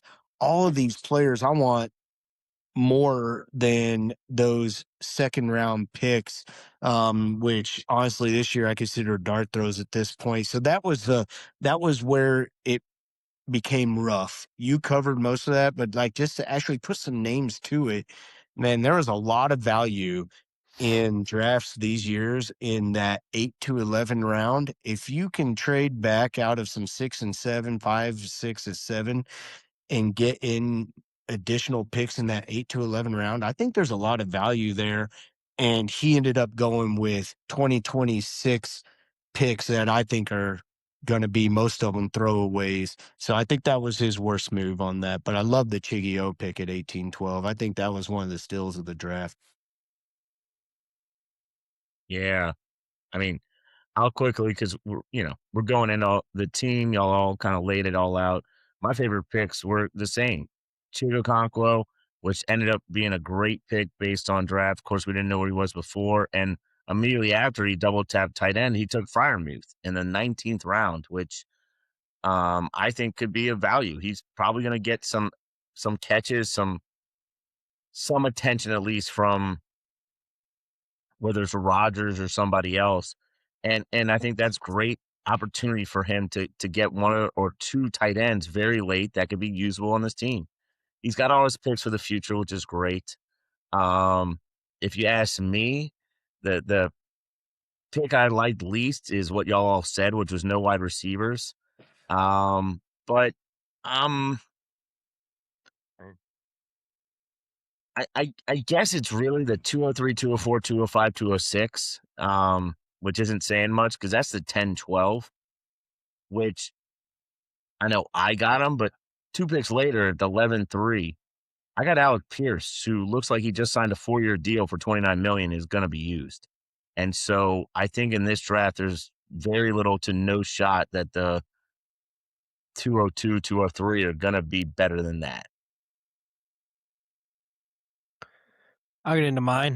My favorite pick was Travion at the 412. I know he's got his fans, he's got his people that don't really like him. I'm of the camp that thinks that he got the old school coach treatment where you're a first year player, you are not going to be that much involved, and it really showed during the playoffs. Like, I want to play guys that I trust, guys that have been in the league a while, which when he goes into next year, he'll be in his second year. He's not he is now a vet, not 3, 4, 5 year vet, but he will 100% get more work next year. And I think slowly but surely he will take that job, and he's already shown when he gets the full workload, he can be a top 6, top 5 back in the league. The pick that I didn't like was JT at the 301, because he's 27 years old. And if you look at the rest of the players that you took, both of your QBs are young. Your 3 backs that you took outside of JT, they're all going to go into their second season. You took a bunch of picks for 2026. So why take the 27-year-old back when you could have taken Hampton? That would have fit right with the other backs, or you could have taken your first wide receiver and Drake London, who's still young, who's still very, very valuable. JT is going to be less valuable next offseason. So if your goal was to play for next year, then you're hoping that JT has a good enough year this season where at some point you can trade him away for a haul. If he doesn't, then you're kind of left holding the bag with JT, and that was your 3rd overall pick. You could have taken, T Mac. You could have taken Drake London, Collins, or Pickens. Somewhere in that range, which would have been a much better need and fit for your team. It'll be interesting to see where he goes with this huge gap on his roster. He's got to make some moves where he's going to trade JT, or he's going to trade a back, or he's going to trade these picks to go get players that can help him now. So the fact that he has these picks means he can choose what he wants to do with them, because people will want these picks. Whether you like the players there or not, people will want these picks once it comes time to make these picks. So if he can flip these picks into players, and now he's got a full roster where he can compete this year, then great. But that is mine on it. I said strengths was QBs. You could also throw in backs as well. That was his first 6 picks. Weakness, I think it's very clear. It is the wide receiver position. I put this down as a rebuild, because if he doesn't trade those picks and he actually makes those picks, I don't think there's a way that he can compete this year. Obviously, if he trades JT and he moves those picks to fill out his roster, then it could easily flip. It's just, what do you want to do this year? Y'all got anything else on any of these teams or drafts? I know y'all are dying to hear. We're excited to hear your rankings. Can't wait. You're going to go from 12 to 1? I am. Yeah. So at 12, I have Shadow, Hulk. You know, it's just not my favorite, and he doesn't have picks, so it's kind of, eh. Uh, Still a fine roster. I love Chase. 11, I went 3-1-3, Roar. A lot of these teams between like 12 and probably 6 are all pretty close to me. And then the top like 5 are kind of like a tier ahead. But 9 was a team that we just talked about. Or is this 10? 10 is Bebe Alex. 9 is Double Tap. 8 is the Toyoish, or however you say it. Colin, you can fill that in for me. 7, 7, I'm gonna go Scotty. 6, I'm gonna go Finns. 5, I'm gonna go Zaire. 4, I'm gonna go Pete Hawks, which means that you guys are in the top 3. Just process of Wow. I've never been in the top elimination. 3 of one of Gus's I'm scared, Miles. Our rankings team in suck. anything. Our team suck, Miles. Miles, you are at 3. Colin, you're at 2, and then I went with AZ at AZ. 1. I loved his team. But Yeah, that the is fact that just I'm out one- my opinion. It does not matter. Do not take any of this to heart. If I didn't like your team more than someone else's, it does not fucking matter. I am a dumbass. Do not listen to me. All right. He got the You 101 drafted last year in the mock. You drafted a great team. Don't listen to what anyone says, especially me, Colin, or Miles. Go ask your mother. Say, "Mommy, how do you feel about my team?" She'll tell you it's great, and it probably is. All right. That's all I got to say about that. But AZ, even though you are a Bears fan, I think you had a great draft. I think you win the league this year. So, And he doesn't have any picks though. That's part of the problem, right? it's a little bit of the problem, but I think he's got a very solid 2-year window where he could go back to back. Yep. And then he's got your first for 2028, so that'll be like the first overall pick. That's right, because he traded a couple guys away to get that from Finn's fan.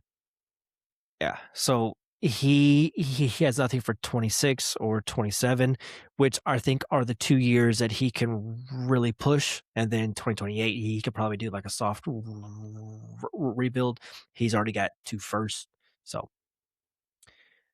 AZ, that was my favorite. All right. Colin, do you want to do some dad advice? I'm trying to think. Did I do it more recently, or did Miles? Did you do one? Because I think I did it last, but we can go with Miles. Miles, you want to do it? Yeah, I'll do it. I did it 2 weeks ago, but I'll do it. So it is Colin's turn, but whatever. Yeah. Well, let's go with Miles. It sounds like Colin wasn't prepared for bad advice tonight. All right. So this one is more practical advice. So our financial education system in the U.S. is broken. We do not educate people on personal finance, and it is something that can derail people. And I think that us as parents need to educate our kids and fill in those gaps so they don't learn from people on the internet talking about buying Pokemon cards and, Beanie Babies in the 90s and stuff like that. What? So I'm going to just give a quick 2-minute on what we do and take it or leave it. But I'll, debrief myself 10 years from now on if it worked when my kids are adults. But when they were young, like you're all as kids were or are, what we do, we don't talk about allowance because there is no free ride. You have to earn stuff. So even very simple things of picking up your own toys and stuff is part of the requirement for you to get paid for your job. And so we would pay them once a week. And then once they built up, we had clear jars where they would put money so they could actually see it grow. And we would continually count out the change to make dollar bills. and we would wad those up because they grow quicker, and you can actually see the money growing higher in a jar for a young child to understand, oh, this is more than it was before, even if they don't understand that a $1 bill is worth more than, 9 dimes, etc. And then as we moved into about the time my kids were hitting 10 and 10, 11 years old, we actually went and got them their own debit accounts and savings accounts. It's very easy to do at the bank, and you can get them their own debit card, and you can put it so that they don't have any overdraft things. It just will not allow them to purchase the item. And what we have done recently is, if they save money, so they have a savings account and they have a spending account. Their spending account is linked to their debit account. Every month, we give them a percentage on top of whatever they've saved. So we're trying to teach them, hey, if you save money, you make money. So if they've saved $100, then we give them an extra, $2 into their account each year or each month. And then they have to rebalance thinking forward of, hey, what do we have coming up the next month? And they get to shift money, and we talk about, here's what we've got going, vacation, etc., Christmas, whatnot. And they have to decide how much money they want to shift into their spending account. And they are not able to pull from their savings to their spending except for the beginning of that month. So it teaches them how to think forward, how to budget a little bit, and also that you make money by saving money. So just a recommendation that seems to be working for us. I will tell you, in 10 years from now, whether it did or not. But those are just a couple of techniques we've used over the years because I have the oldest kids of the three of us. So Yeah, and I love the idea that you're teaching them when looking to buy gifts for friends and dad gets hosed. standard. Standard. It's the way it works, man. We Sounds are about going to right. budget $1.57 for dad. Thank you, dad. Yeah, exactly. The dad tax, right? It's always the Right. dad tax. Uh, All right. I Fair love enough. that. That's great. Yeah, absolutely. I got no education on that as a kid from my parents. Didn't get any of it through high school. Kind of had to learn it as I went as an adult. So it's great to be able to set them up for success. I don't anticipate anytime soon that with my kids. They are 3 and 4. Maybe here in the next 2 or 3 years, but we will get there eventually. But all right, this was a long one. Pushing 3.5 hours. I think it's time for bed, fellas. Some of us have to go to work tomorrow. So, all right. It was a pleasure. Thank you, Colin. Thank you, Miles. Thank y'all. Next week we'll probably do a final recap of free agency, and then finally get to talk about the incoming class of QBs. I know Colin doesn't give a flying fuck about them, but I feel like they are still there, and you need to talk about them. So, all right, Do you want to? When are we going to do a review of 32? probably the following week. Okay, gotcha. Because I still want to be on in there, and then I'll have a more unbiased opinion than this draft. Fair enough. All right. Right. See y'all, fellas. Cheers. See ya.